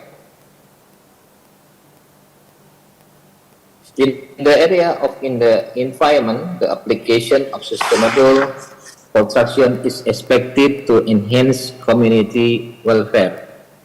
This means that development should provide economic benefits for all parties and continuously improve the economic well-being of the community through job creation and the use of local materials, which automatically boost the economy.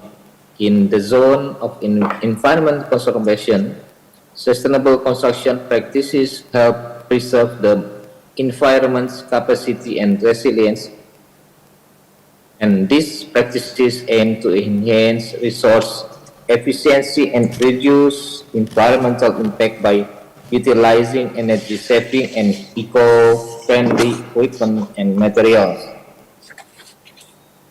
I think it looks different. Maybe the next slide.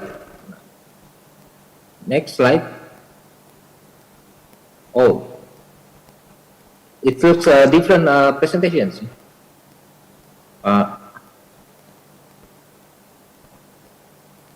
Can you present another presentation? Perry?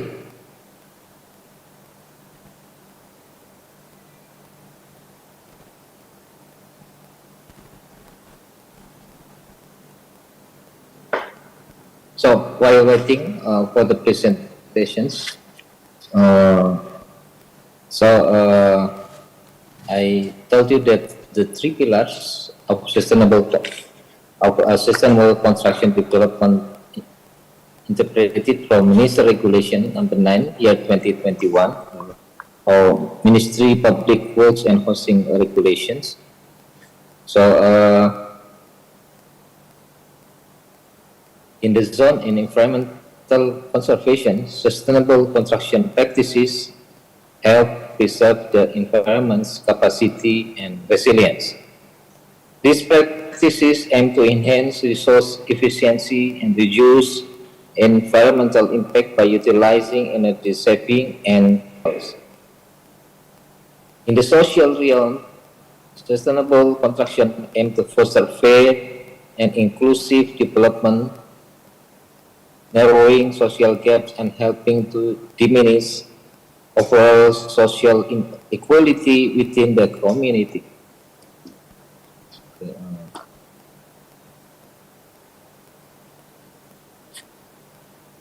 That's right. This one. Okay. To the next slide. Okay, go on. Okay. Slide 3. Ladies and gentlemen, the construction of sediment control structures must also adhere to sustainable construction principle as seen in Sabo technology. Sabo technology, developed in Japan in the early 20th century, was designed to reduce the impact of debris flow and other sediment-related disasters. Its main goal to slow and capture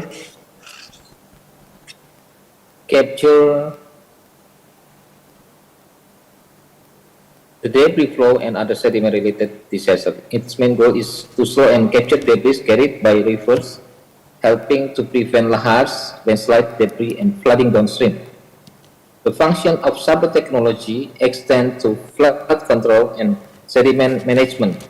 It helps reduce peak flows, decrease flood risk, and protect communities downstream by slowing water flow. In terms of debris mitigation and sediment management, it traps sediment and prevents erosion downstream. By capturing and containing debris, it mitigates debris flow and safeguards infrastructure and property from damage. Additionally, it promotes the health of river ecosystem by reducing sediment accumulation and improving water quality. Now, slide 4.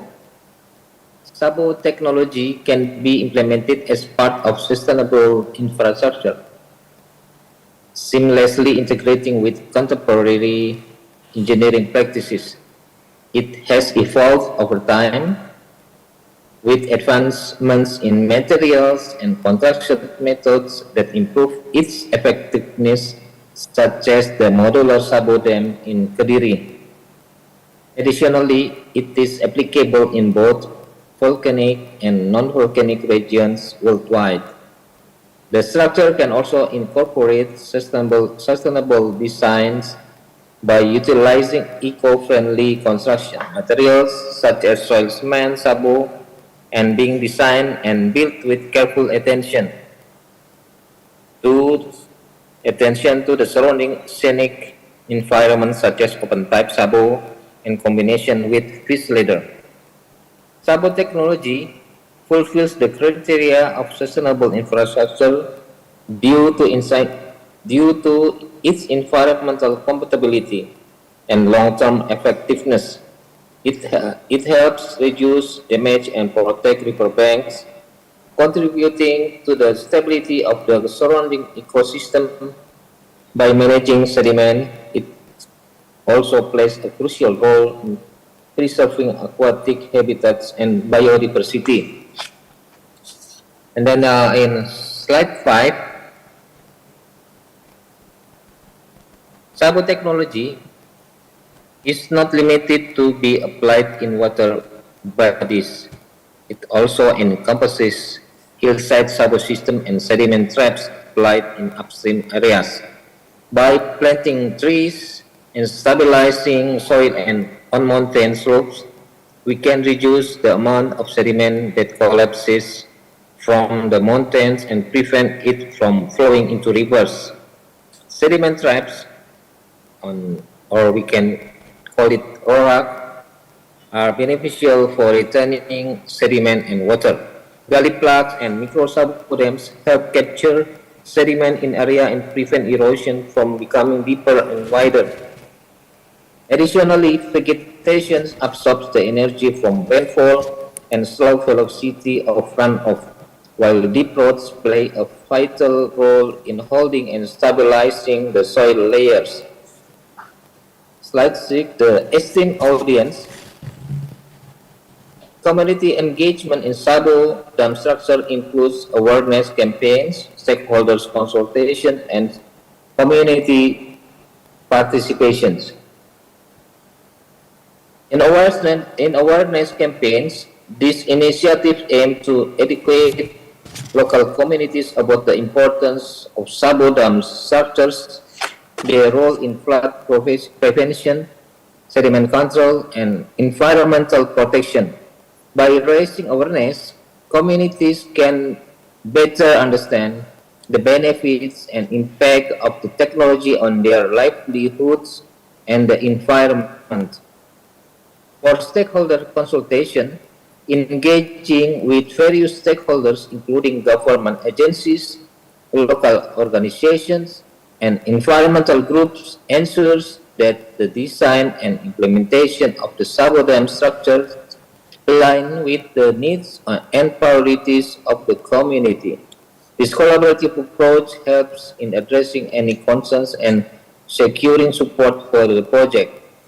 In community participation, involving local residents in planning, construction, and maintenance of the Sabo dam structure fosters a sense of ownership and responsibility.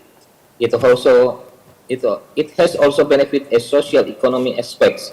Roughly the income of 1,200 jeeps with 2,500 visitors a day may result about to minimum 600 million rupiahs a day from tourism sector. So this is a big money for the community participations from tourism of Sabo. In slide 7, integrating advanced technology into sustainable infrastructure is crucial for effectively reducing sediment disaster risk. This approach enhances the resilience and efficiency of infrastructure projects while promoting environmental sustainability. Key aspects of technology integration include remote sensing and geographic information system or GIS. These technologies are essential for monitoring and mapping sediment movements and potential disaster areas. They help in early detections, risk assessment, and planning for sediment control measures. Hydrological, hydraulic, and sediment modeling. Advanced modeling tools simulate water flow and sediment transport, aiding in the design and optimization of structures like Sabo dams. These models help predict the impact of extreme weather events and guide the implementation of mitigations. Sustainable design and green infrastructures, incorporating natural elements like vegetative buffers and wetland in infrastructure design helps in managing sediment naturally. Excuse me, 1 minute remaining, Pak. Yes, Thank you. These green solutions work in tandem with traditional engineering approaches to reduce sediment load and improve water quality. And then I think we'll go to the next. I'm sorry, the last slide. So the summary. This is the pyroclastic flow of Kali Gendol from 2010 eruption of Mount Merapi at high speed and intensity, making it uncontrollable. The fault lahar with a large volume carried large rocks and sand impacting agricultural areas, public facilities, and residential areas. We may comprehend from this slide another benefit of Sabo to protect downstream areas. Over time, Sabo structure can be placed not only in volcanic areas but also in non-volcanic regions.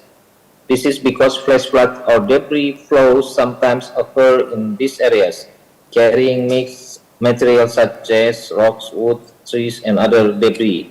As conclusions, the integrations of technology into sustainable infrastructure development is a powerful approach to reducing sediment vulnerabilities. By leveraging modern tools and methodologies, we can build infrastructure systems not only reliably prevent disasters but also support economic development and safeguards communities from adverse impact of sediment-related disasters. This approach ensures a balanced, resilient, and sustainable future. Thank you very much. Thank you very much, Dr. Rizal. So it's quite challenging material for discussion. Let's move to the fourth presenter. So again, I'm very sorry to Dr. Rizal and other presenters that the way I manage the time is very tough. So please welcome Professor Susumi. Necessarily introduce yourself shortly. Time is yours.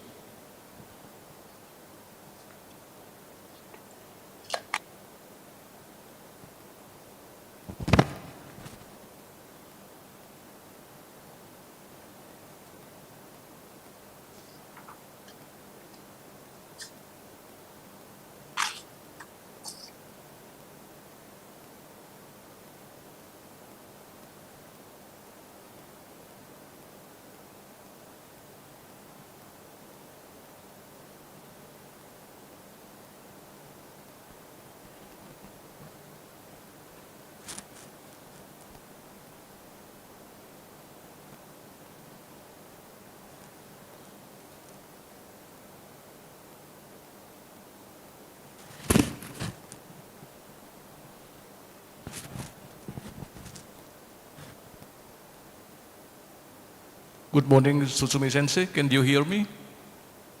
Yes, I can hear. Okay. Yes, now I can connect to the microphone. And could you see my slide here? Yes, we can hear clearly here. Okay, so I will start my talk. at first, I would like to express my appreciation to giving me this opportunity to make a talk here in this webinar. So today I would like to give you the brief report about the huge sediment disasters due to Noto earthquake in 2024. So at first I would like to show you the outline of the Noto Peninsula earthquake 2024. The earthquake occurred on 1st of January, and the time is 1610. And the magnitude of the earthquake was 7.6, and the seismic intensity were recorded 7 at Wajima City and Shika City, and also 6 at Nanao City and Suzu City, Anamizu Town, and Noto Town. And here, the number of deaths and missing is totally 230 persons, which includes 39 persons due to the landslide disasters. So damage is very quite severe, and I think this is a very huge disaster due to the earthquake. And let me show you the distribution of the active fault, which triggers the earthquake this time, and distribution of the aftershock. And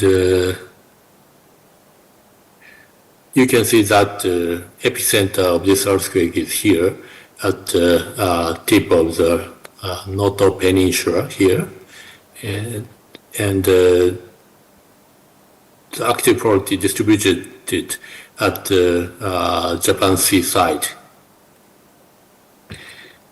Okay, and this map shows the distribution of the landslide due to the earthquake.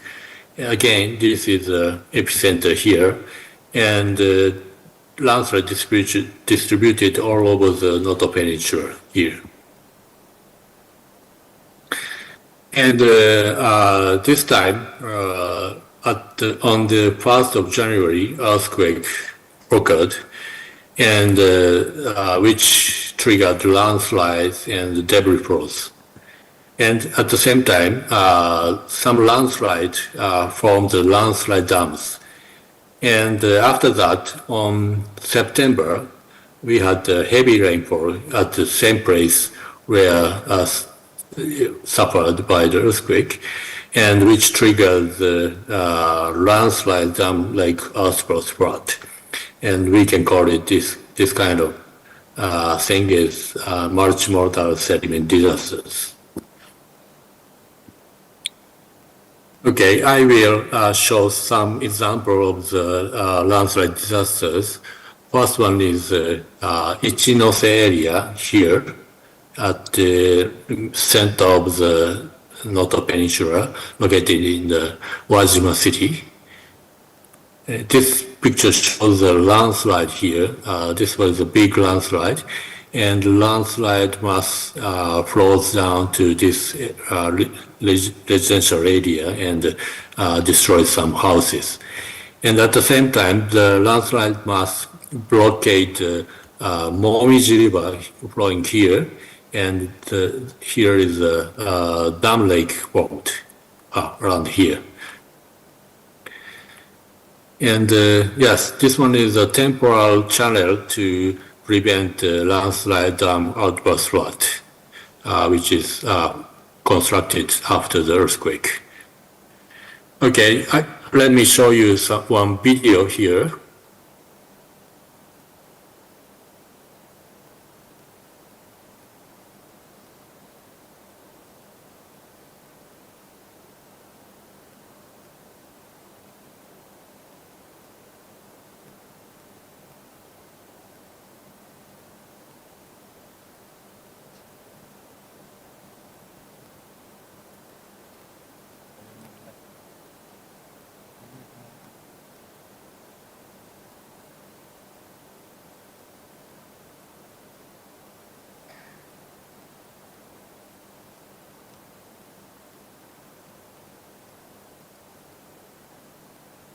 Okay, yes. This video was took by the people who is evacuating, and you can see the debris flow around here.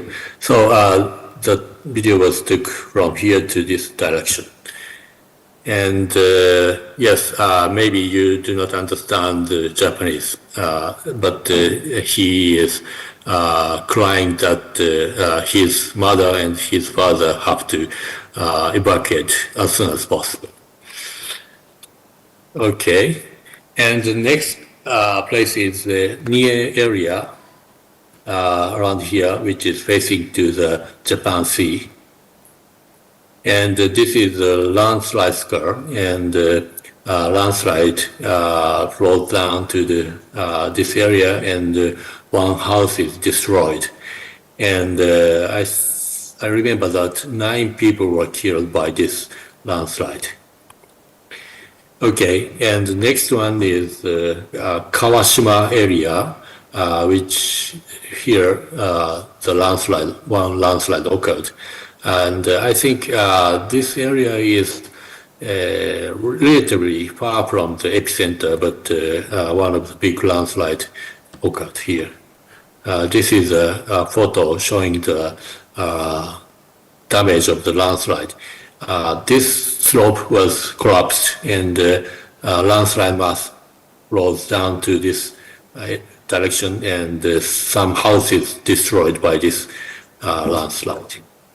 And this is a photo of the destroyed houses.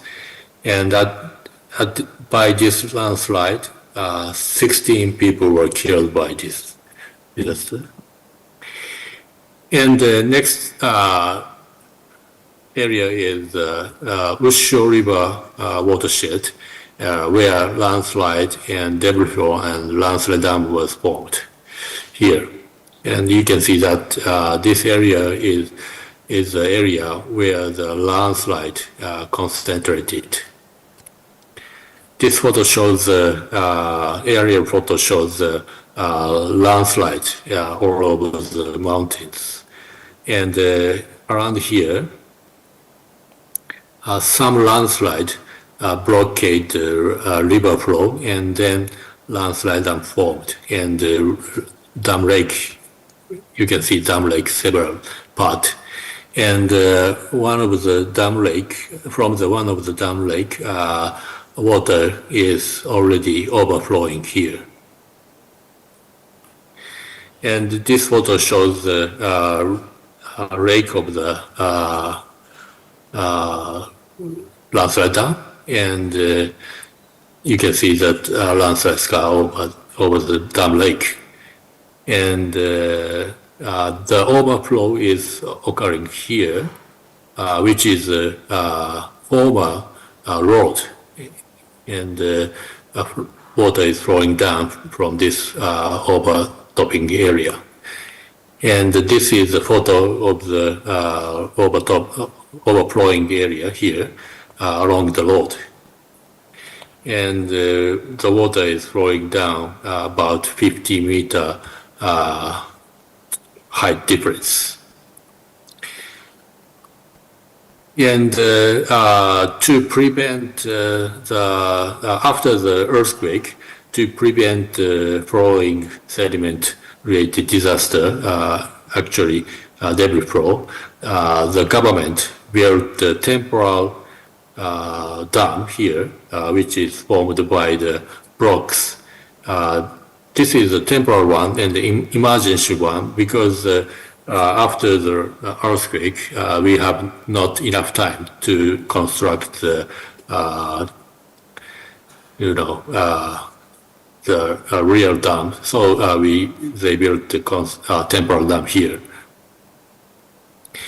And last one is Inafune area, which is also facing to the North Sea. And this is the aerial photo. You can see the baseball field here and here. And landslide is very huge, including one baseball field. And the width of the landslide is about 200 meter, and the length is also 200 meter. And the potential landslide slip surface is observed around here. And you can see that around here, crack was observed. Yes, and after the earthquake, we had heavy rainfall on from 21st to 22nd of September, and here you can see the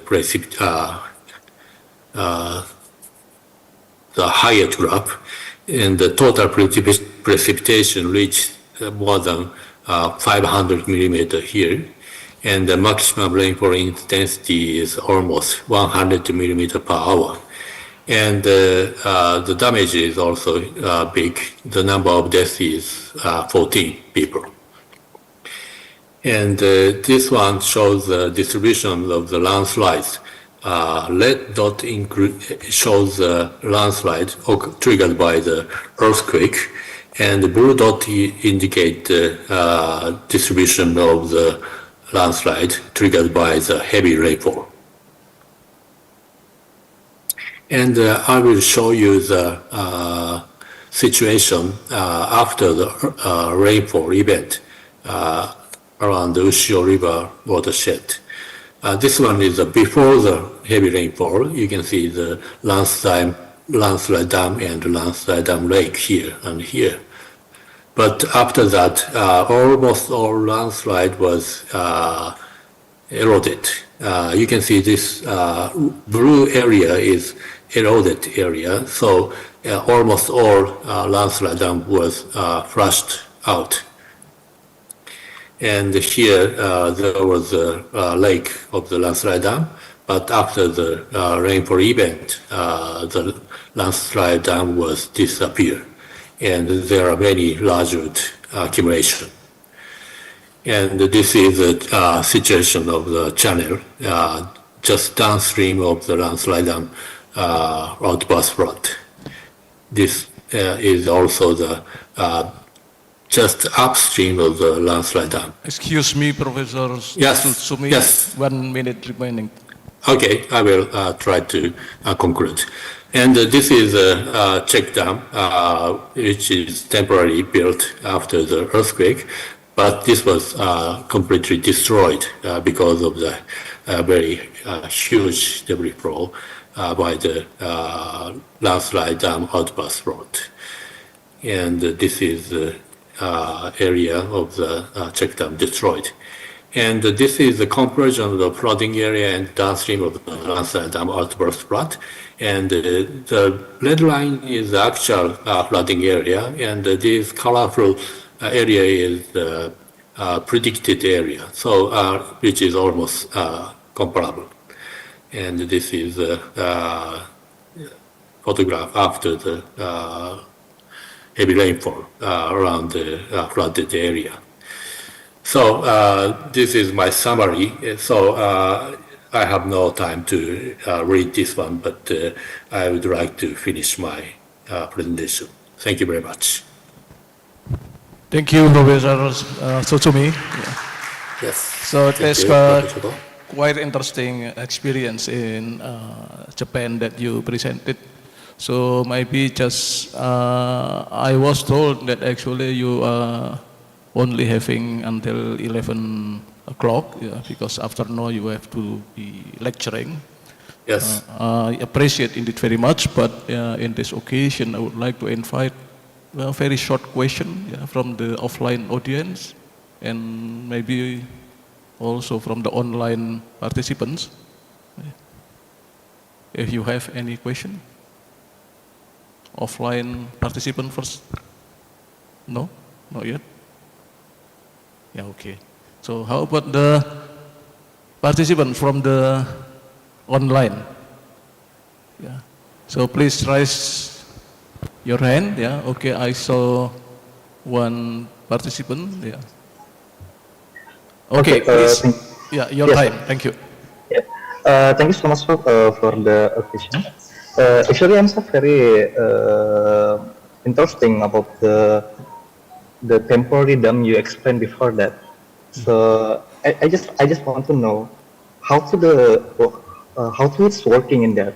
And you say this is completely temporary. Why not this for settle for that?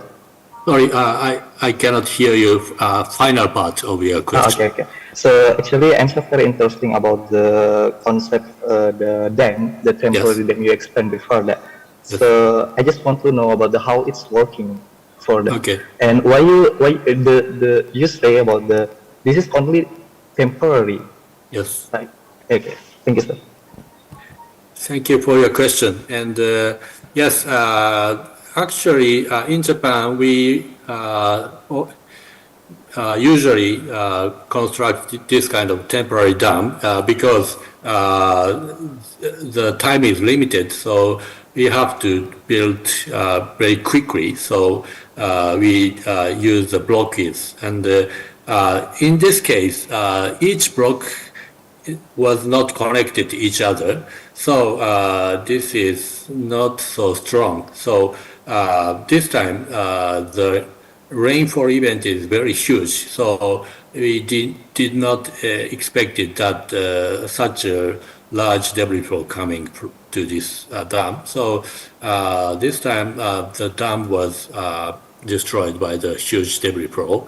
But normally, small debris flow can stopped by this temporary check dam. But actually, this was destroyed. So we will try to consider how to fix the blocks each other to prevent debris flow damage. This is my question. Could I answer your question? This is enough for your question? Yes, sir. Yes, sir. Thank you so much for your answer. It's very helpful for me. Thank you. Okay. Thank you, Sabo, for the question, and thank you for Susumi Sensei for the answer. So Thank I'm you, sorry, maybe Sensei. I cannot give you up.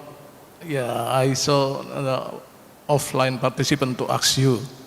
Please, welcome, Pak Joko. Short question, please. Thank you.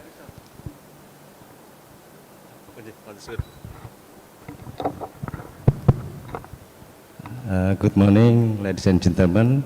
I would like to have a question to Professor Tsumi regarding about the temporary check dam. So I would like to know how it's one block for that one and the concrete class for the structure. And it's K225 or K175 or that's my question. Weight and the class of the concrete to build this temporary dam. Thank you very much. Thank you for your question. And unfortunately, I'm not the expert of this kind of concrete dam. But I think the size of the one block is about 4 meter length and 2 meter width and 1 meter height. And I think the weight is around 500 kilometers per each. And I have no information about the concrete class of this block. That is my answer. Thank you. Okay, thank you, Professor Tsumi. So I'm very sure that there are still many questions, either from the offline or the online participant. But again, I'm very sorry. So appreciate indeed, Tsumi Sensei. So, have a good day. Thank you. Thank you very much, Joko Sensei. See you again soon. Ladies and gentlemen, so let's move to the last presenter. So again, I have to say I'm sorry because of the time limited. Please welcome Dr. Rice, I think. I hope I pronounce correctly, from Philippines.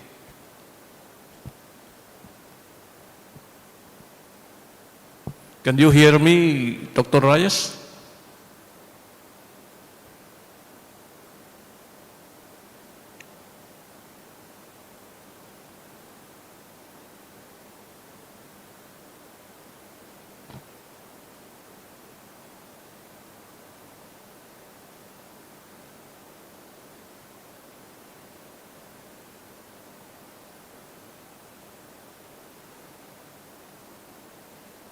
Hi, good morning. My apologies. I was not permitted to have my audio at that time.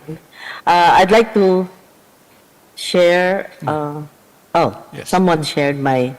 Can I share my PowerPoint, please? Because I made changes. Okay. Thank you, Dr. Rice. Yeah, welcome.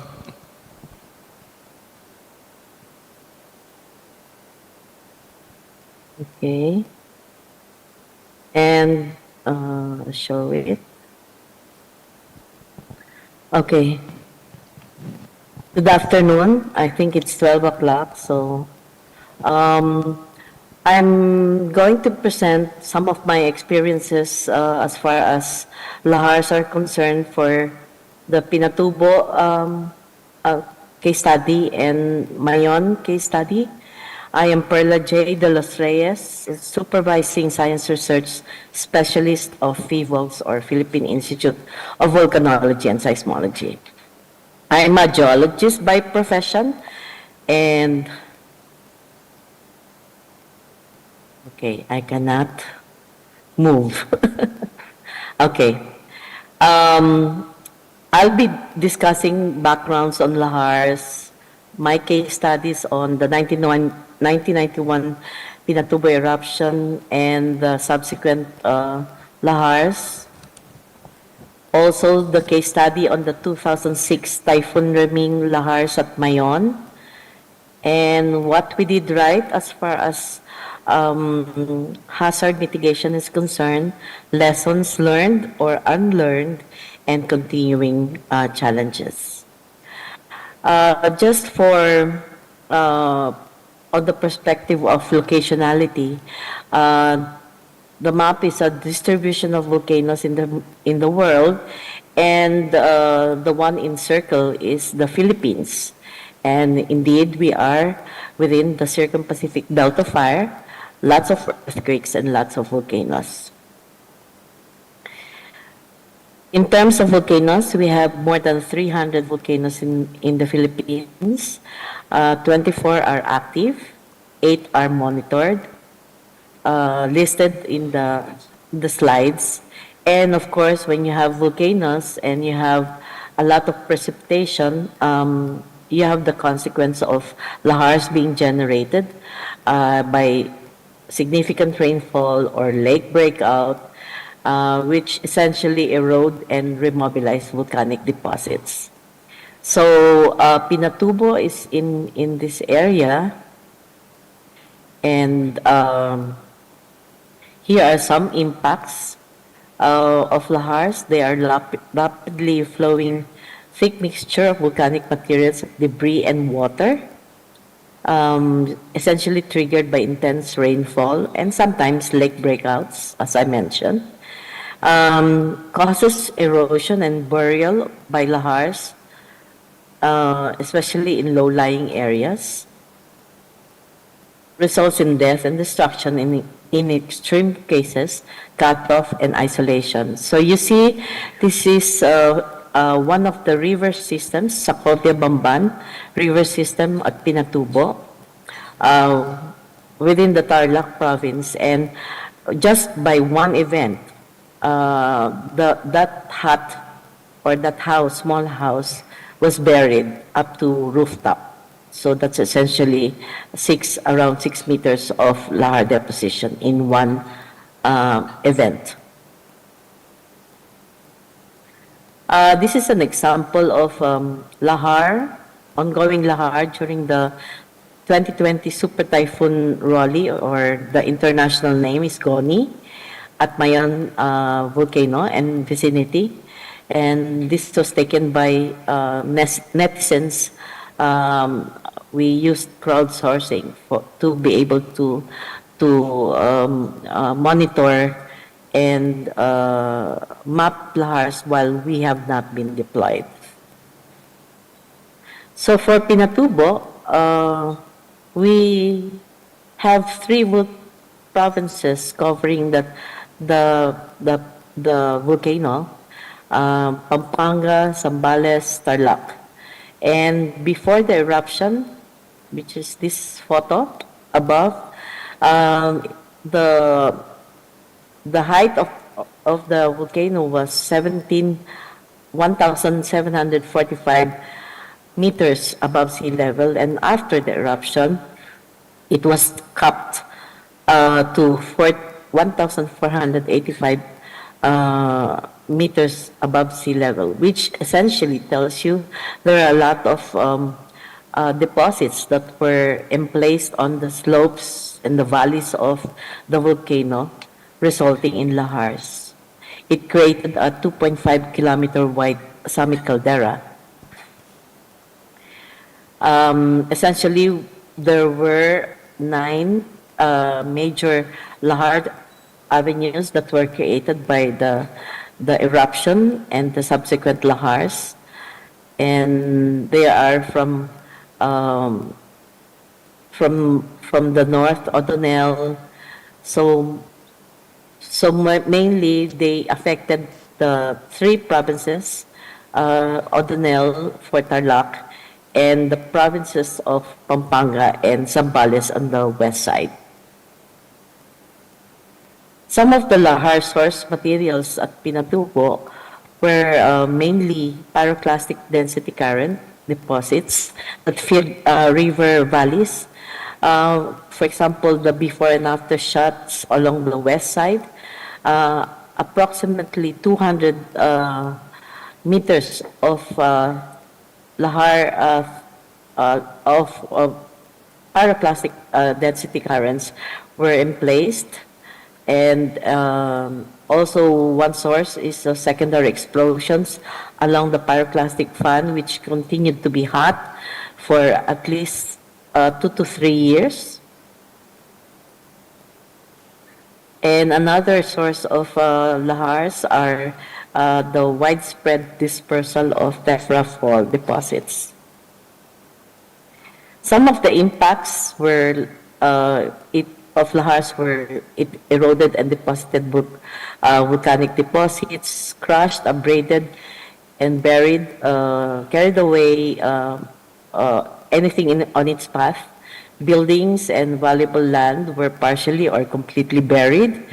It buried entire towns in some cases.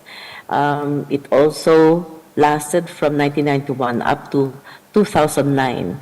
So almost a decade of lahar occurrences. And long-term effect, of course, is severe and constant flooding in downstream areas because of clogging. So these are some of the impacts. One event, for example, Typhoon Maming in 1995 buried the whole of San Fernando and Bacolor in Pampanga with 4 to 6 meters of lahar deposits. It also resulted in blocking of river channels that mainly created, consequently created a lake in the western side of the volcano, which threatened to result in initiation of lahars in the event that these dams were breached accidentally or intentionally. For Mayon, we have as a case study the 2006 Super Typhoon Reming, or international name Durian, which affected almost all of the river channels draining from Mayon. There was no eruption and no new deposits. It just so happened that the precipitation was indeed so significant that it eroded and remobilized old volcanic deposits, resulting in vertical incision of 10 to 15 meters. So here's a threshold, rainfall threshold graph, and the one in the square is the Reming event. So at Mayon, the threshold level is for generating lahars is 200 millimeters of rainfall in 24 hours. The event itself measured 285 millimeters in 6 hours and a total of 466 millimeters in 12 hours. So the rainfall was indeed very significant. These are just some of the impacts of the Lahar event. At least 4 million cubic meters of deposition with a thickness of 4 meters, more than 1,200 casualties, and 1,400 were missing, and of course destruction of more than 1 billion pesos of worth of properties. So in terms of the Lahar occurrences, I put it in such a way that what did we do right in terms of how we can mitigate them, and what essentially one of the steps was a series of hazard and deposit maps used by local government offices for public evacuation, disaster response, and land use activities, generated by continuing Lahar hazard mapping and assessment.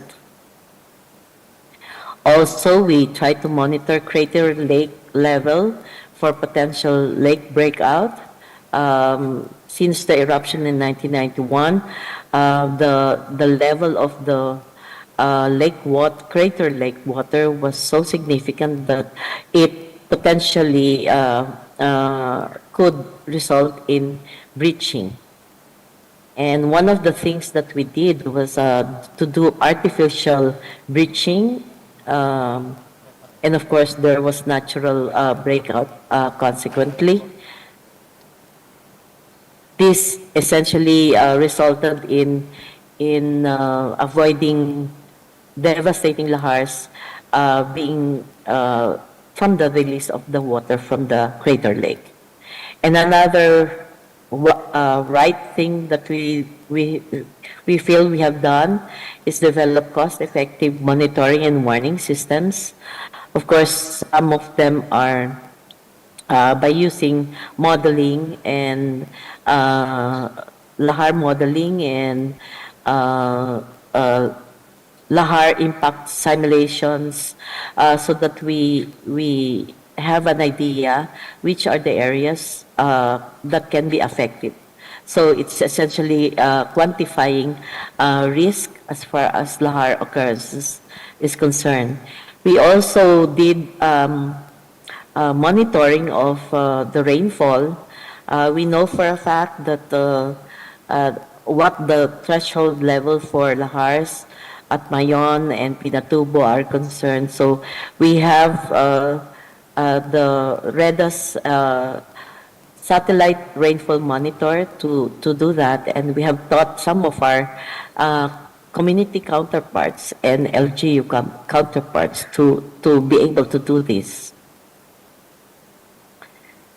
Also, we have empowered partners to lead in reducing risk from geologic hazards down to the barangay level.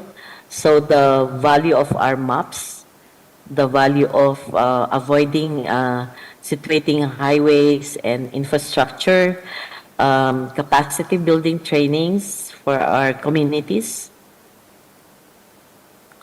Before we used lahar hazard maps as for land use and DRR, but now we can essentially do lahar loss estimation for our lahar occurrences also.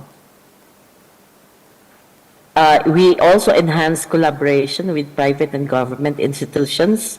So there's periodic science meetings with them, and we also have trainings and learning and development through seminars, webinars on volcano studies with our counterparts USGS. In Japan, for example, we have NEED and GSPS, and recently we have United Kingdom Research Institute helping us also. And also crowdsourcing is a very important tool that we are now using. So it's essentially citizen science.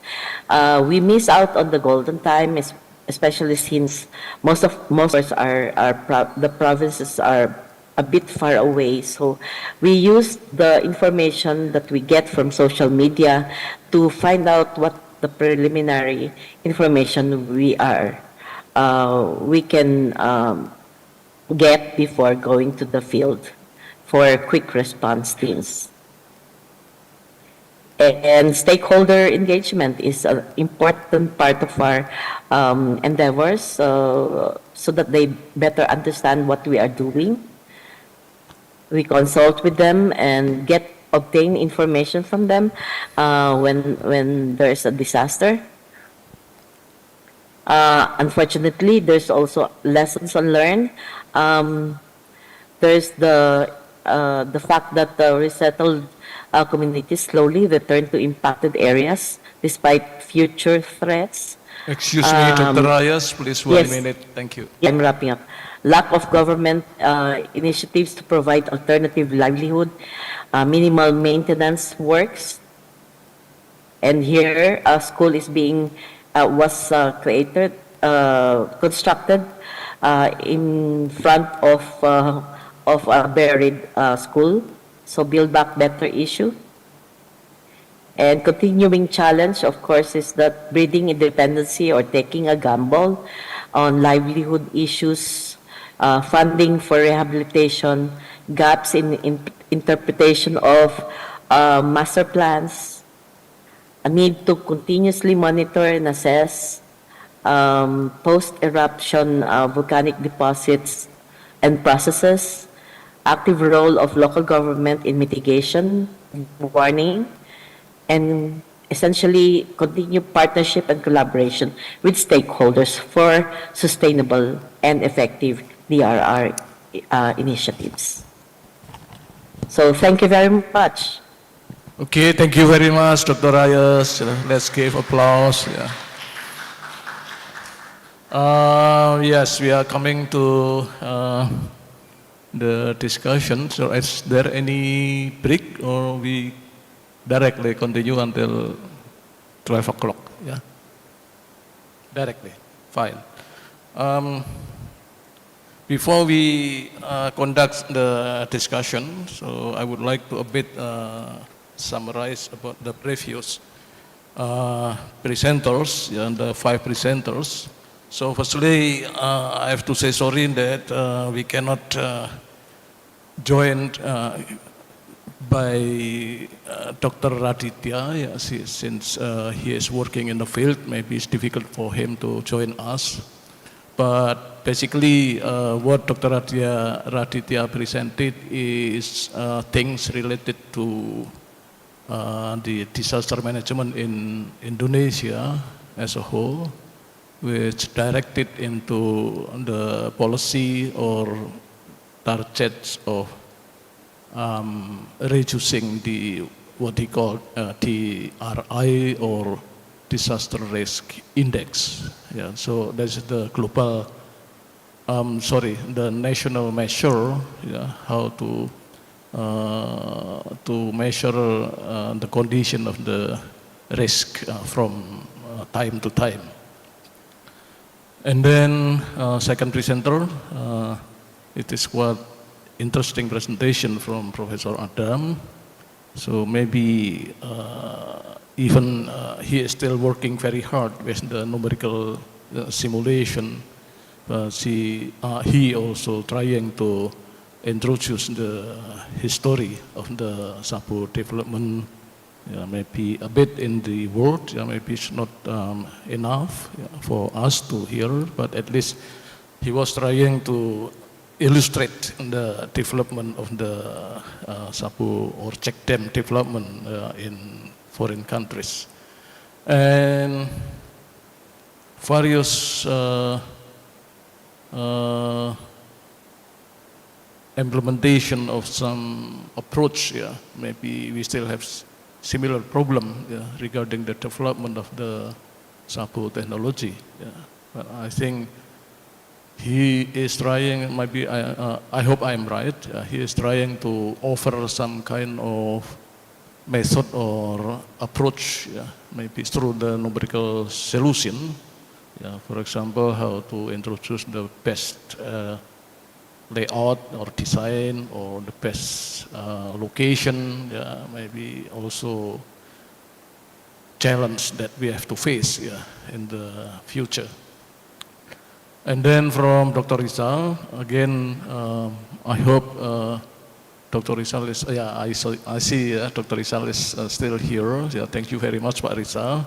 So I think I'm trying to invite audience maybe to comment with your presentation.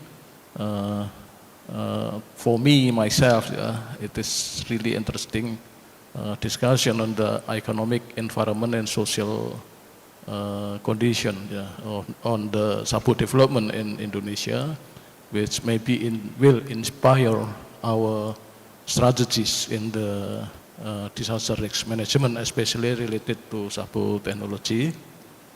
And then I hope the broader approach on the several items like what you call environment, economic and social, maybe also a good example, especially in Indonesia. I hope in the foreign countries, we would like to have similar cases. And learns from Japan, already presented by Professor Susumi. There are several state cases of study. One of them is Noto Peninsula. Like what I'm impressed is the condition of the fault formation after shocks. So maybe the condition before and after shocks, after the event, the fault formation will change. But I don't know whether we cope with this kind of situation in our case. And Professor Susumi also introduced the landslide as triggered by in earthquake and also the rainfall. But unfortunately, that he cannot join the discussion in this session. But I'm very sure that I would invite participants if you like to ask further regarding Professor Susumi presentation.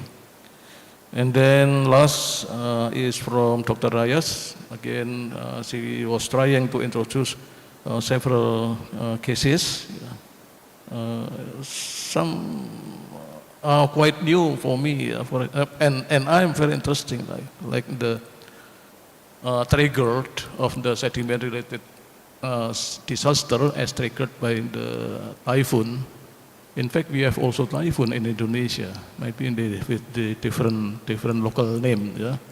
And as we hear together here, that the local name of the typhoon in Bina Tubuh case, for example, the Goni, and the other one is durian. I don't know, is that kind of fruit in Philippines? I don't know. But at least durian is become the name of the typhoon type in Philippines. Especially the super typhoon ramming. And also the way how Philippines incorporate the disaster management, like establishing the hazard and deposit maps at the same time. Maybe I have another question for you, Dr. Rice, later. And then you also mentioned regarding the cost-effective monitoring and warning system. This is also struck me quite new, and regarding the rainfall triggered, for example. The trigger of the rainfall, you mentioned some figure of nearly 500 millimeter for 6 hours. I think this is quite huge, and another one is quite small, So with different triggers of the rainfall, actually will invite different occurrence of the debris flow. Yeah. You mentioned some 200 millimeter for 24 hours. And lastly, you, Dr. Rice, present also the future challenges that such kind of the sustainability on the DRR, that collaboration among parties, yeah, among either private or maybe government institutions is really still needed. So that's all I can give you a brief, maybe to start with the discussion. So please welcome if you have any question. I put the priority on the offline first, I'm sorry. One is Pak Chandra. Please welcome another two, yeah, for the offline. Okay. Yeah, the lady in the front left. Yeah. The second, I'm sorry, I don't know your name. You please later you mention your name. One more. Yeah. Or yeah. Okay, I think two for the first. Yeah. Please, the online. Yeah. Sorry. Online, please prepare the online. So I will invite you later, but this time offline. Pak Sandra, please. Okay, thank you, Professor Joko Legono. This time I would like to ask very simple. It is mean more than simple. Because the presenter is only one lady from the Philippines, I prefer to ask Mrs. Reyes. It's very simple. In 1998, I was appointed by the Japanese government through Japan International Cooperation Agency, JICA, as the third country expert in the Philippines after the Pinatubo eruption in 1991. Is that right? There was an interesting thing when I was there, that the lahar material was used as a souvenir. Yeah. Apart from being a souvenir, I think it is also to remember that the ferocity of the Pinatubo eruption. So my question is, how big is the socio-economic impact of using this lahar material? Because at that time, using the lahar material as the souvenir, because at that time when I was there, I had not seen any mining done by the people. Okay, thank you. That is my question. Is very simple. Thank you, Pak Joko. Yeah, thank you. Yes, please maybe unmute your microphone, Dr. Reyes. Okay, yeah. I was not allowed before. As far as I can understand, you said no quarrying. In fact, there's a lot of quarrying that's happening, and in fact, it has been a long-term problem that quarrying has been unregulated, and so sometimes it results in damage to infrastructures because of lateral and vertical erosion on the sorry, I'm a geologist, not an engineer, but the lateral and vertical erosions have resulted in the existing dikes being eroded and destroyed, and sometimes right now we have a very serious problem with our expressway going towards Olongapo and Zambales because of the erosion that's going on the footings of the roads, the expressways, because most of the quarriers tend to quarry close to these structures because it's the closest to them. They don't want to go upstream to be able to get lahar materials. They want it close to the road, so that's a problem that we are having right now. And in terms of souvenirs, using lahar material as souvenirs, yes, it is a good thing, an innovative thing that our communities have done. It's lahar materials are also used for a long time. It's used for stone washing our jeans. So a lot of people are doing that. And for construction, one problem with lahar material is that they're too young and there's too many crystals, so that they can only be used now for low-rise building, so not for high-rise building. These experiments were done by engineers on that issue, on the lahars at Pinatubo.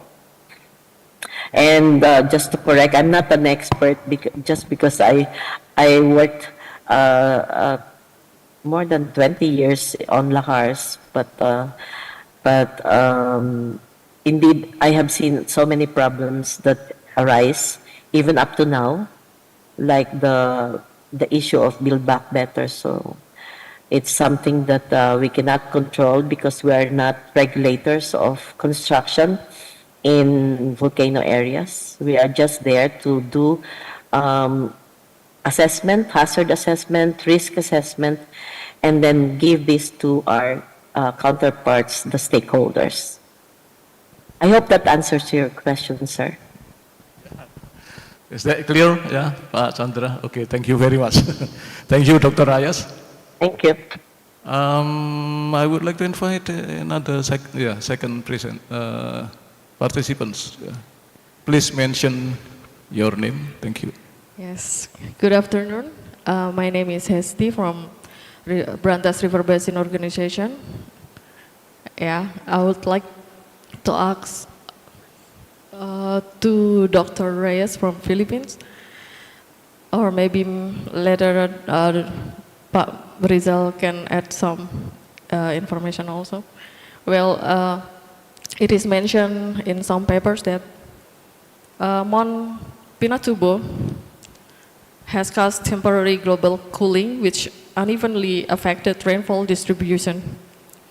Well, my question is, what is the relationship between extreme rainfall and the storm intensity following a volcanic eruption, and how to assess whether volcanic eruption increase the probability of extreme rainfall events? Thank you. Well, as far as extreme rainfall events are concerned, mainly because there was significant dispersal of ash initially. That's one of the reasons for the global warming that occurred. But the extreme rainfall, essentially typically we have a lot of rainfall, and we have a lot of typhoons during a particular season. That's in June up to December. And so maybe even without global warming, we will have that. But we found that a new problem exists not just with the typhoon. It's a long-term rainfall events that are just, it's not super typhoon, but just monsoonal rains, but it continues so long and so intense that sometimes that too can cause lahar remobilization and lahar occurrences in volcanic areas. So, for example, the Ming event in 2006 in Mayon was not, there was no eruption and there was no new deposits. But again, it still triggered lahars, significant major lahars, because of the amount of rainfall that happened. So I said a while ago that you just need 200 millimeters of rainfall in 24 hours to generate lahars in Mayon. But at that time, the rainfall was around 500 millimeters in 12 hours. So just half of the amount of rainfall that is needed. So that's one of the reasons why there were a lot of occurrences that time. I hope that answers your question. Thank you. Yeah, maybe you can ask more later. Just additional question to you, Dr. Rice, from my view, right? So I hope I'm not mistaken that what you mentioned with the trigger of this lahar occurrence probably could be triggered by the what you call typhoon, yeah. Yeah. But probably not typhoon. Not typhoon triggered. You mentioned the long-term duration of the rainfall, yeah. Yeah. And according to the experience of the Philippines, according to your experience, actually, which one is most dangerous? Yeah, is that the short-term triggered or the long-term triggered, or both maybe?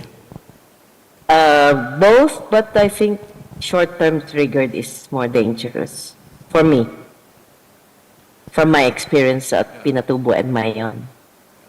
And then the way you, yeah, okay, thank you very much. And the way you develop the kind of the warning system, because long term maybe yeah need more effort. Which effort maybe the Okay. Previously, we were the ones who go out in the field to give warnings. So we have watch points created in strategic places like in the middle stream, where not in the low-lying, so that you can have at least 30 minutes or 1 hour time for the lahars to go down to the communities. Then afterwards, maybe after years passed, we have educated the communities enough so that it's now community-based. So we tried to give them the capacity by being able to have rainfall information through the satellite rainfall monitor that was created by our agency through our former deputy director, Dr. Bautista. So that in itself can give you information on the amount of rain that's happening. Although it's regional, of course, it's JAXA access.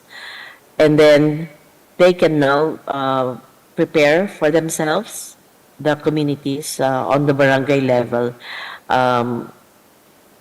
and also on the provincial and municipal level, they can inform their communities on the possible lahar occurrences.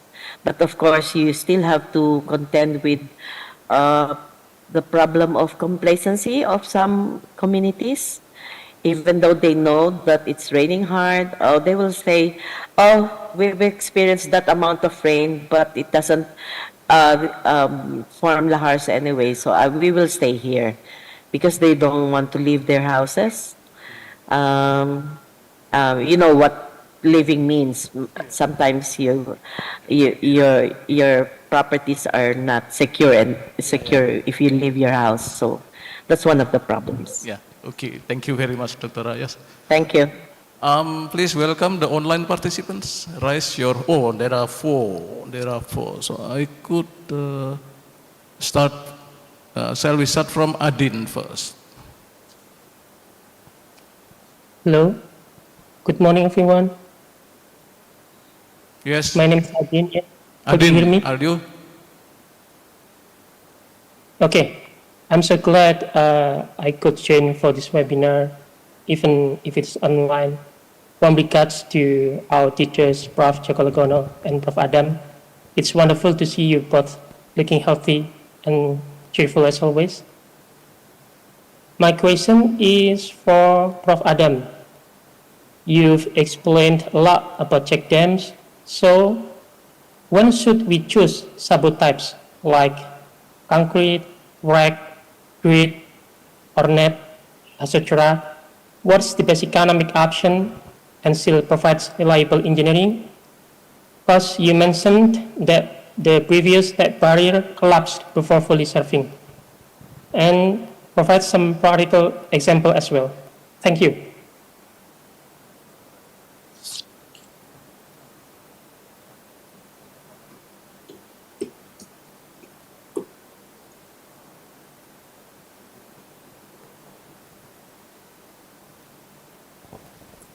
Thank you, Mr. Adin. I try to understand your question. So the first is how to select, how to select. The second is I'm not capture your question. The second is provide some practical example. For example, Which one is the best option? the best what? The best selection. What do you mean? Yeah. Oh yes. Actually, as I show you that there are many, at least seven aspects that we need to consider. The first is the condition of the condition group and the need group. And then depends based on the condition and the needs. Then we need to see which technology that suitable for that case. For example,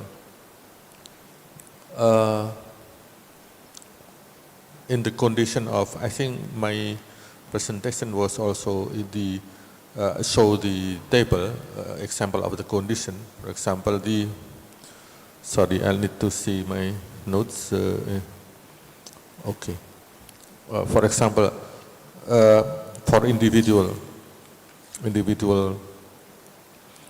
Sabo dam, not series. In the medium, in the zone of running transport zone, and there is it is named under the volcanic. That means sometimes maybe pyroclastic will reach that part. So, and maybe there is also water, perennial river, so every time there is water.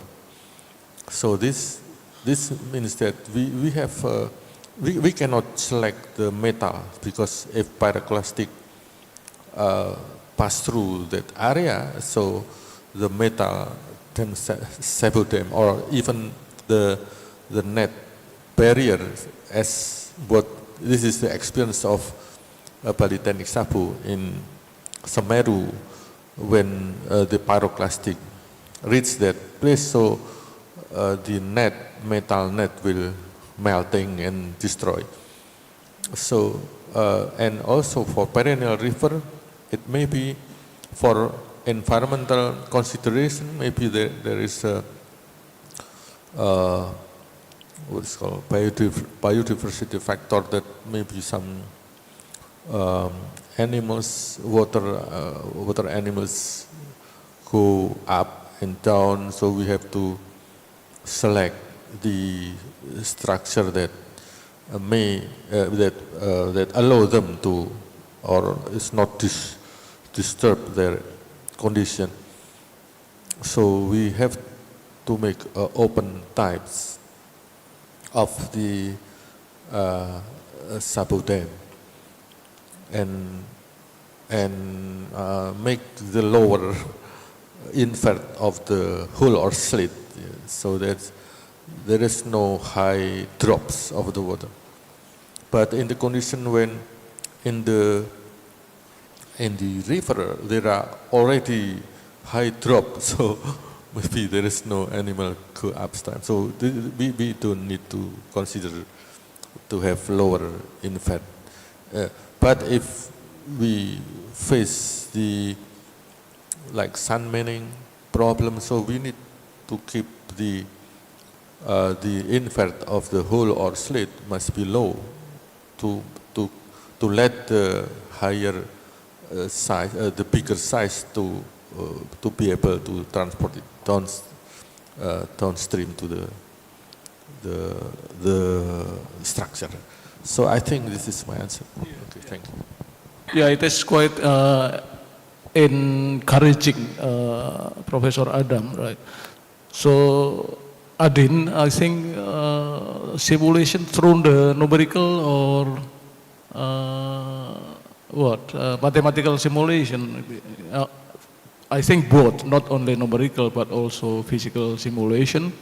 So it is expected that the way we select the type of the check dam is better, because we have many changes to look at the condition, whether this is going to be used as, providing the system or the structure to release the sediment downstream, how much, which size, and so on. So that's the idea. I think Professor Adam is still working hard on this consistently, but as he mentioned, it's still limited to the individual structure, not series of structure of the Sabo dam. Okay, for this time being, I think it's enough, Adin. So please, thank you so much. Please welcome in my note here in Mr. Mumtaz Ali Kosi. Are you there? Okay. Yes.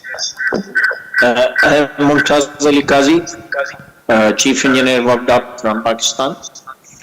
So my question is, how can emerging technologies like remote sensing, GIS, be effectively integrated into sediment disaster management to enhance the early warning system? So kindly.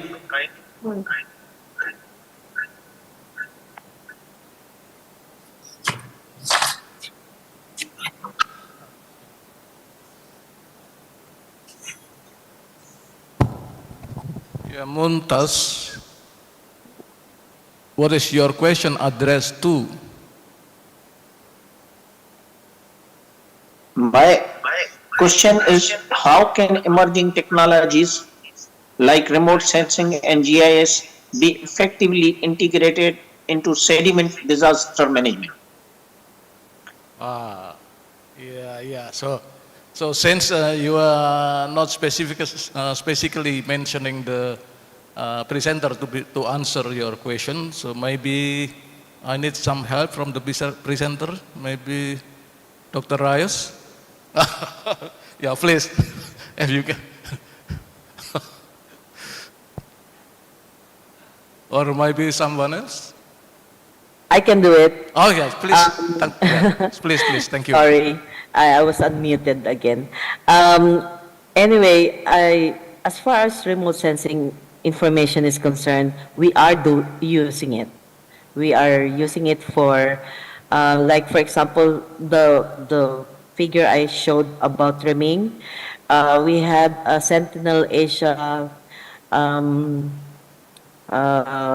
satellite image given to us immediately, almost immediately after the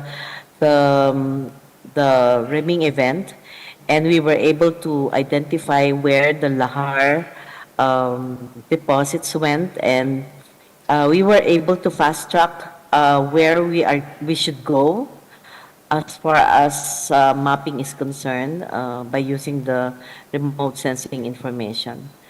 So essentially, we do it pre, scene, and post when it's available. So availability is crucial to it. And essentially, Sentinel Asia gives us that when we request satellite data after a disaster, they give it to us and we analyze the information. Yeah, okay. Is it the one you are saying the cost-effective method of the monitoring? Yeah. Okay, yeah. So I hope it is answered, yeah, Ms. Mumtaz. Yeah. Thank you very much for the participation. So yeah, allow me to move to another participants. Professor Waluyo Hatmoko. Yeah, please. Thank you, Prof. Joko, for this kind opportunity. Hello, everybody. We are discussing the Sabo structure, while the nature-based solution and blue-green infrastructure have been gaining popularity in recent times. Yeah. I wonder, are there any blue-green infrastructure solution or a hybrid infrastructure example effectively used to mitigate debris flow?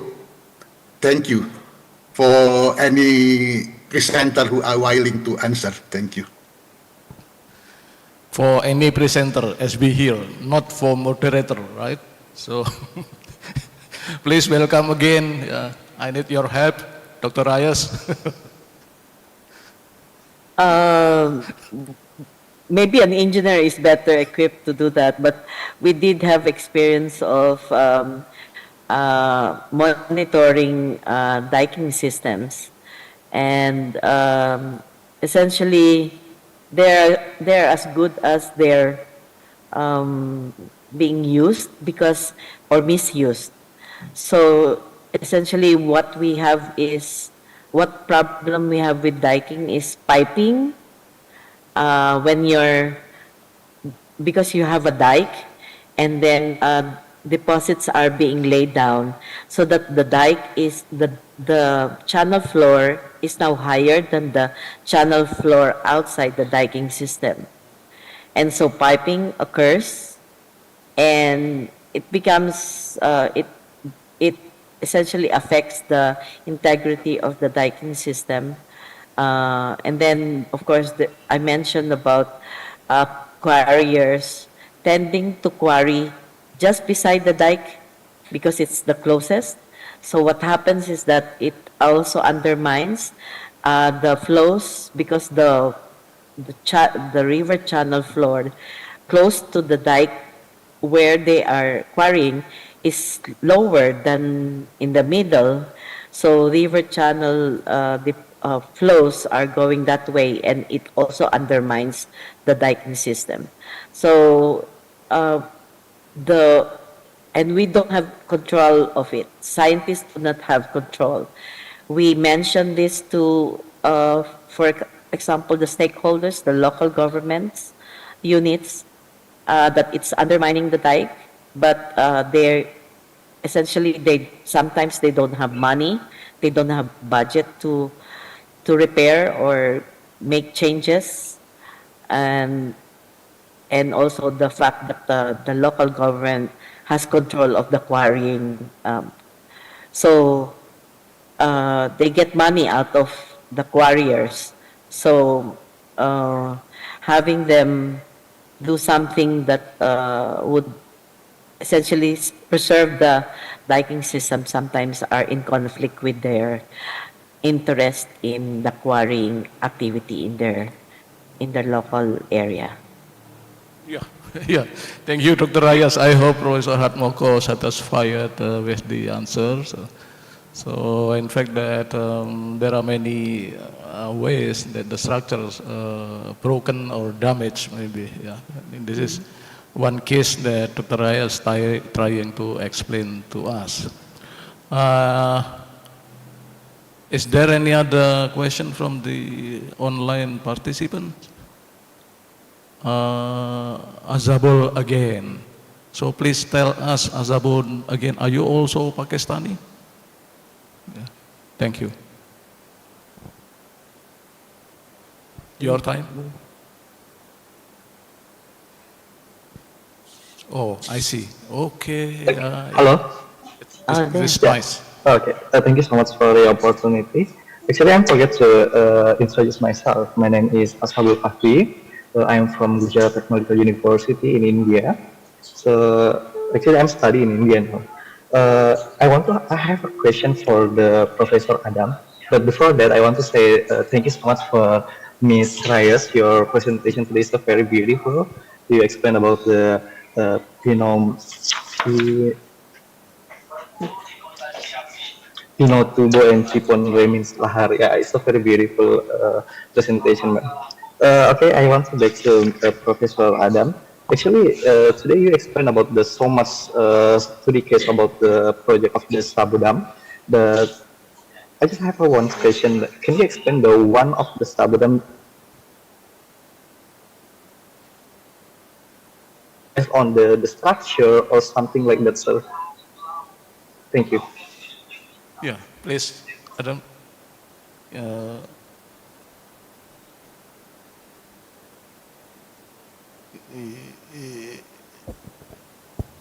Or maybe Dr. Reyes can. I cannot capture your question. Yeah, I cannot capture either. Sorry.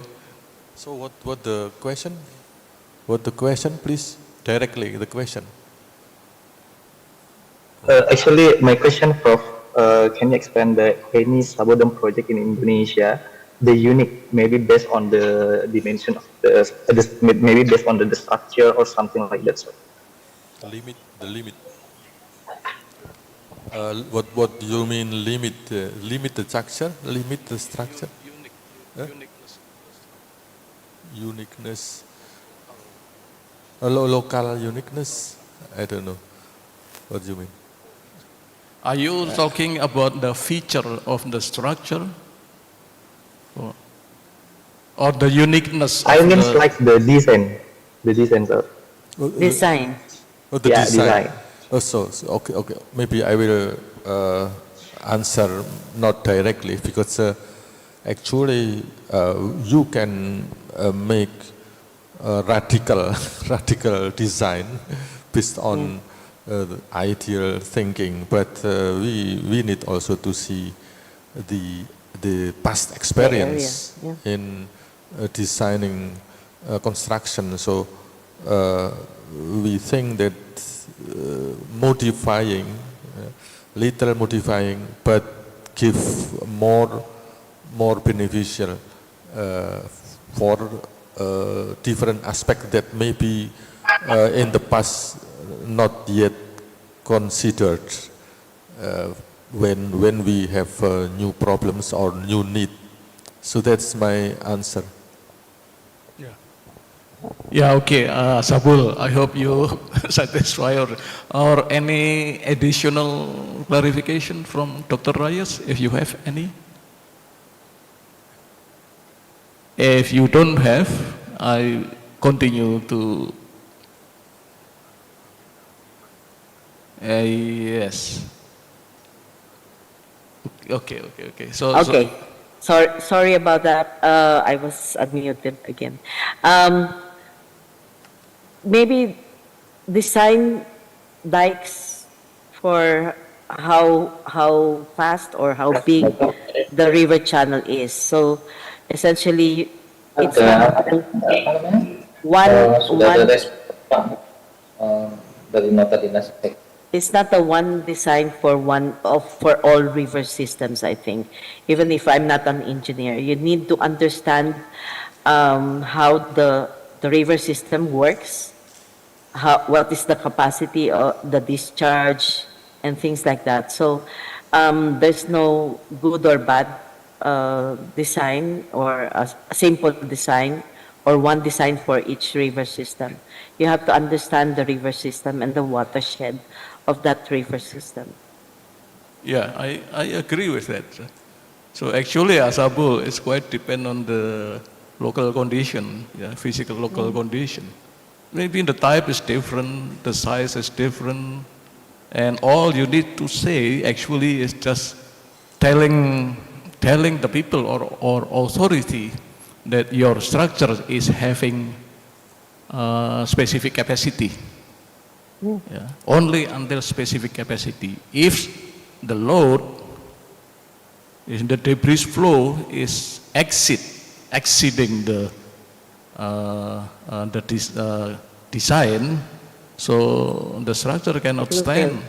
So I hope I'm right, Dr. Reyes. So everything is just, yeah. You're right, you're an engineer, sir.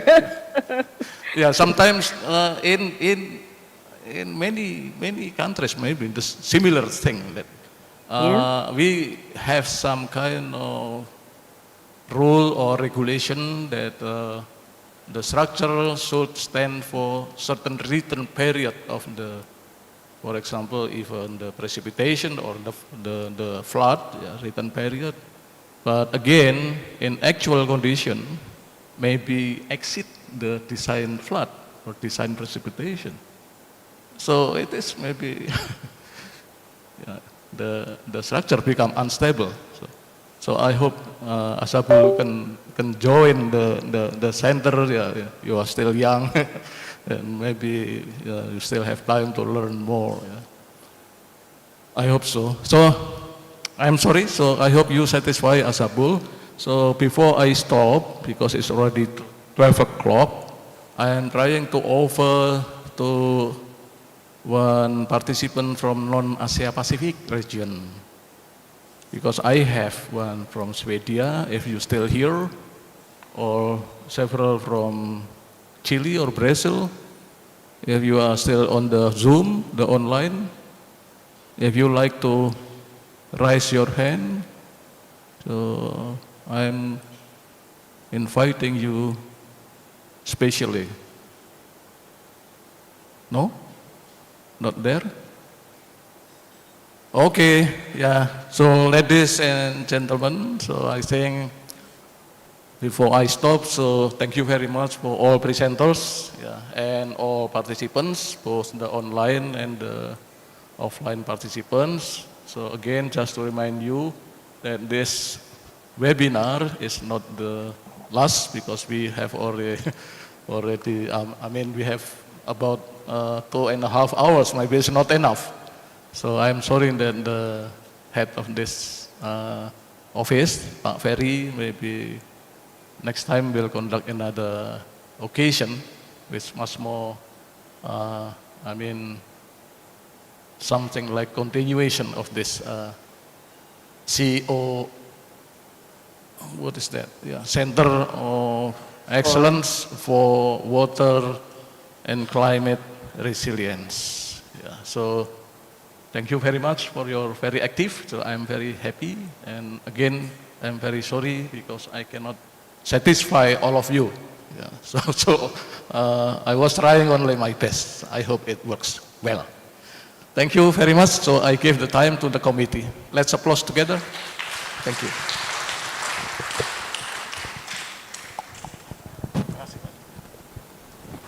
Ladies and gentlemen, Thank you for your insightful questions and active participations.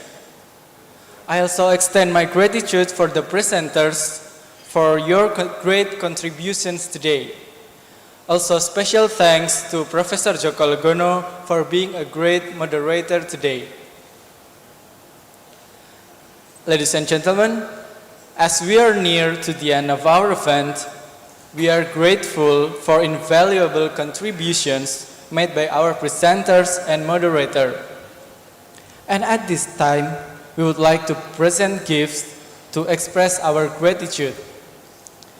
Therefore, with respect, I invite the head of the Sabo Technical Center, Mr. Ferry Mount Happy ST MTech, onto the stage to deliver the plaque of appreciation to presenters and moderator.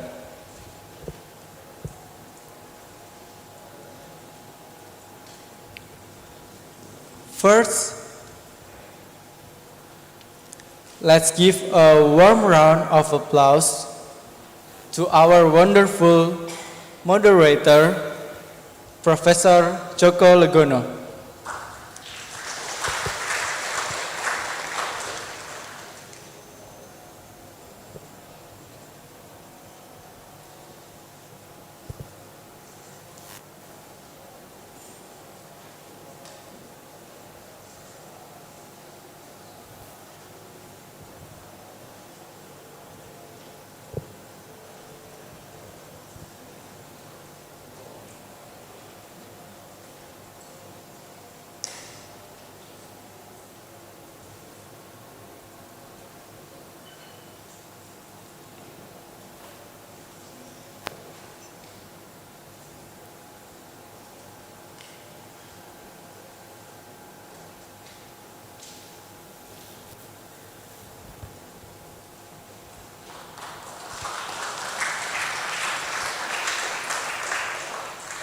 Thank you, Professor Joko Legono, for your great support in making this an engaging session.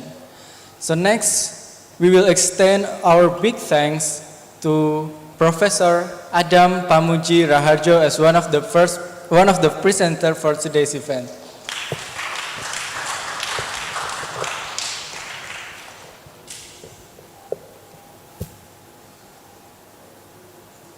Please.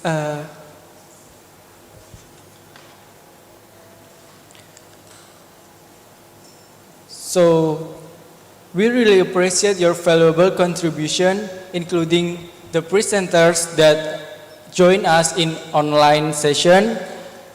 We have Engineer Lili Retno Cahyadiningsih MA, Mr. Masaharu Mizuguchi, Dr. Raditya Jati SSI MSI, Dr. Engineer Muhammad Rizal MSc, Professor Sutsumi Daiso, Dr. Perla J. Delos Rice. Once again, let's give a big round of applause to all our presenters and moderators.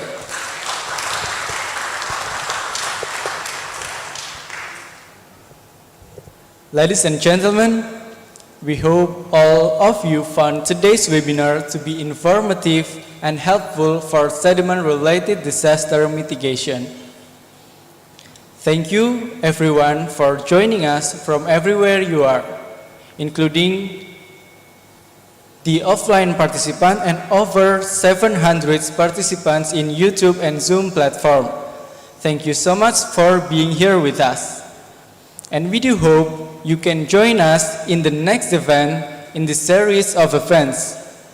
Hopefully, through programs by COE4WCR, there will be good cooperation in the field of water and climate resilience in the Asia-Pacific region. I have some information for you. For the online participants, the e-certificate will be given and informed soon via WhatsApp group. And for the offline participants in this room, the certificate will be ready on the registration desk outside this room. And for on-site participants, after this, we will have a photograph session, so please stay for a while in this room. And for on-site participants also, we will have a lunch time after the photograph session. So please join us in meeting room on the right side of this room where you can enjoy your meal. So ladies and gentlemen, that marks the end of today's webinar. Have a great afternoon, and I hope to see you again on another occasion. Thank you.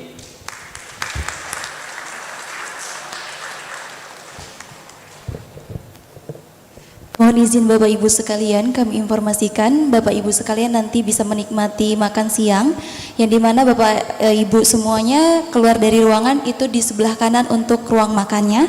Dan jika Bapak Ibu ingin sholat ataupun istirahat juga, nanti keluar dari gedung ini terdapat di sebelah kanan belok kiri lagi, belok kanan lagi, nanti di situ terdapat musola. Kalau misalnya Bapak Ibu mau menuju toilet, itu bisa keluar dari ruangan sebelah kiri. Seperti itu. Terima kasih. Selamat siang. Silakan Bapak Ibu untuk, mohon maaf, kita foto bersama terlebih dahulu. Berdiri semua Bapak Ibu.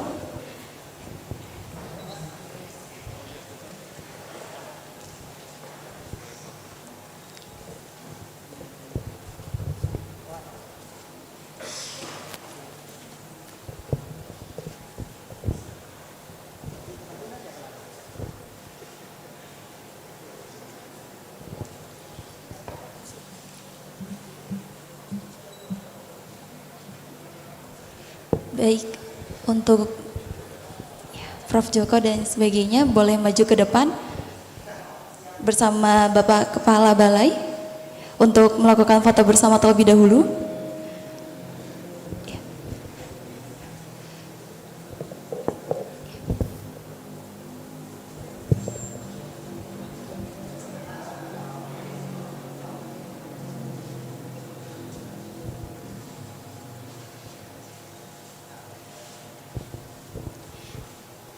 Baik, kalau sudah kita akan foto bersama terlebih dahulu. Kita akan melakukan foto bersama formal terlebih dahulu ya Bapak Ibu. Baik, 1, 2, 3. Baik, tangannya semangat Pak ya, terkepal. Baik, oke, 1, 2, 3. Baik, sudah cukup. Terima kasih Bapak Ibu.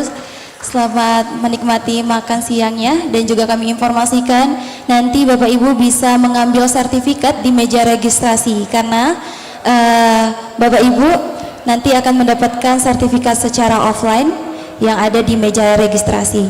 Terima kasih dan selamat siang.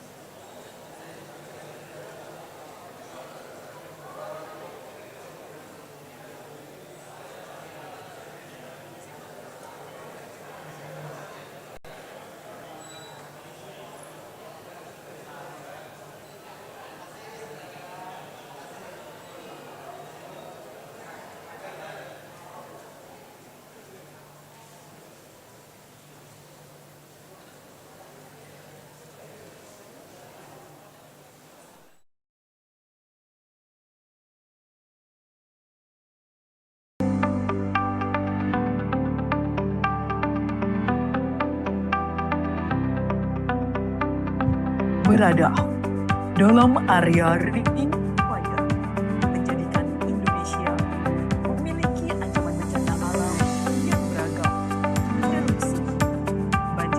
Tim Balai Teknik Sabo melaksanakan pendampingan teknis di Bali terkait dengan bencana banjir yang terjadi pada Oktober 2022.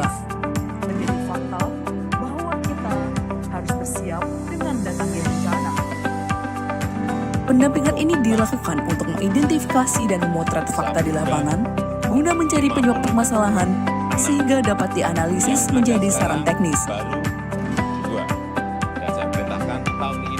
Pendampingan dilaksanakan melalui survei lapangan dan pemetaan daerah bencana di sekitar area tengah ke hilir Sungai Pilopo dengan memanfaatkan drone untuk memetakan kondisi daerah. Teknologi Sabo diperkenalkan pada tahun 1958 melalui kerjasama antara Indonesia dan Jepang untuk menangani banjir lahar akibat letusan gunung berapi. Kegiatan ini dilakukan secara bersama-sama dengan tim Balai Wilayah Sungai Bali Penida dan pemerintah daerah setempat. Kemudian diperkuat dengan pembentukan Center of Excellence dalam acara 10 World Water Forum.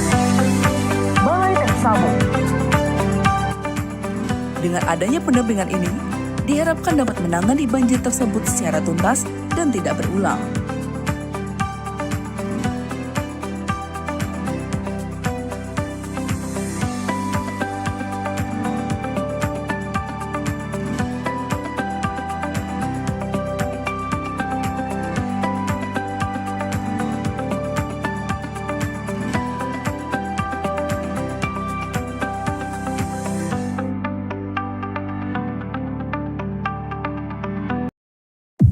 Berada dalam area Ring of Fire menjadikan Indonesia memiliki ancaman bencana alam yang beragam. Erupsi, banjir lahar, banjir bandang, dan tanah longsor. Tercatat 127 gunung aktif, menjadi fakta bahwa kita harus bersiap dengan datangnya bencana. Dibutuhkan Sabodam 56. Yang ada sekarang baru 2. Dan saya perintahkan tahun ini harus dimulai. Untuk itu, Balai Teknik Sabo hadir dengan teknologi terdepan dalam pengendalian bencana sedimen di Indonesia. Teknologi Sabo diperkenalkan pada tahun 1958 melalui kerjasama antara Indonesia dan Jepang untuk menangani banjir lahar akibat letusan gunung berapi. Kunjungan Kaisar Jepang Naruhito menegaskan kelanjutan kerjasama ini yang kemudian diperkuat dengan pembentukan Center of Excellence dalam acara 10 World Water Forum. Balai Teknik Sabo memberikan akses teknis pada berbagai bencana sedimen dengan wilayah kerja seluruh Indonesia. Kami senantiasa mengembangkan berbagai jenis teknologi pengendalian sedimen. Sabodam modular berhasil melindungi jembatan, area persawahan, dan pemukiman warga. Teknologi ini terbukti memiliki konstruksi yang lebih kuat, dapat menghemat keuangan negara hingga 40% untuk pemeliharaan, serta mengurangi waktu konstruksi hingga 66% dibanding dengan sabodam konvensional. Sabodam modular ini telah direplikasi di Sungai Milango Daa dan Sungai Poboya. Teknologi ini juga direncanakan untuk direplikasi di Sungai Ciberang Banten, Sungai Masamba, Rada, serta Sungai Dinoang di Sulawesi Selatan. Untuk menjamin bahwa konstruksi sabodam berfungsi dengan baik dan mampu melindungi masyarakat, kami melaksanakan kegiatan inspeksi sabodam guna memastikan kinerja dari infrastruktur. Keterlibatan kami dalam pengendalian sedimen didukung dengan fasilitas layanan laboratorium terakreditasi. Kami berkomitmen terhadap transparansi kepada pelanggan dengan tetap menjaga asas kerahasiaan negara yang diwujudkan dalam pemasangan CCTV di laboratorium sebagai bentuk pertanggungjawaban kami jika terdapat pengaduan pelanggan. Laboratorium kami telah menyediakan fitur registrasi, tracking pengujian, sampai pengunduhan laporan hasil uji secara online. Pembayaran pengujian dibayarkan langsung ke kas negara melalui aplikasi Simponi. Pentingnya pemahaman terkait bencana dan penanganan sedimen perlu disebarluaskan kepada masyarakat luas. Kami mengembangkan Sinau Sabo untuk memberikan ruang bagi masyarakat yang ingin belajar dalam bentuk magang, bimbingan tugas akhir, kunjungan, atau diskusi tentang teknologi Sabo yang terbuka untuk seluruh lapisan masyarakat, baik dalam maupun luar negeri. Kami juga menginisiasi Children of Sabo, yang mewakili anak-anak yang tinggal di lereng Gunung Api Merapi untuk melibatkan mereka dalam menyuarakan pentingnya teknologi Sabo di acara 10 World Water Forum 2024. Transformasi digital telah kami lakukan untuk memudahkan masyarakat dalam mengakses layanan dengan pengembangan dan penerapan aplikasi. Sobat Sabo, aplikasi pelayanan publik satu pintu untuk dapat mengakses informasi dan layanan, termasuk pelayanan permohonan data. Pengembangan aplikasi LIUS, Landslide Early Warning System, dan sistem pemantauan lahar SIPERLA.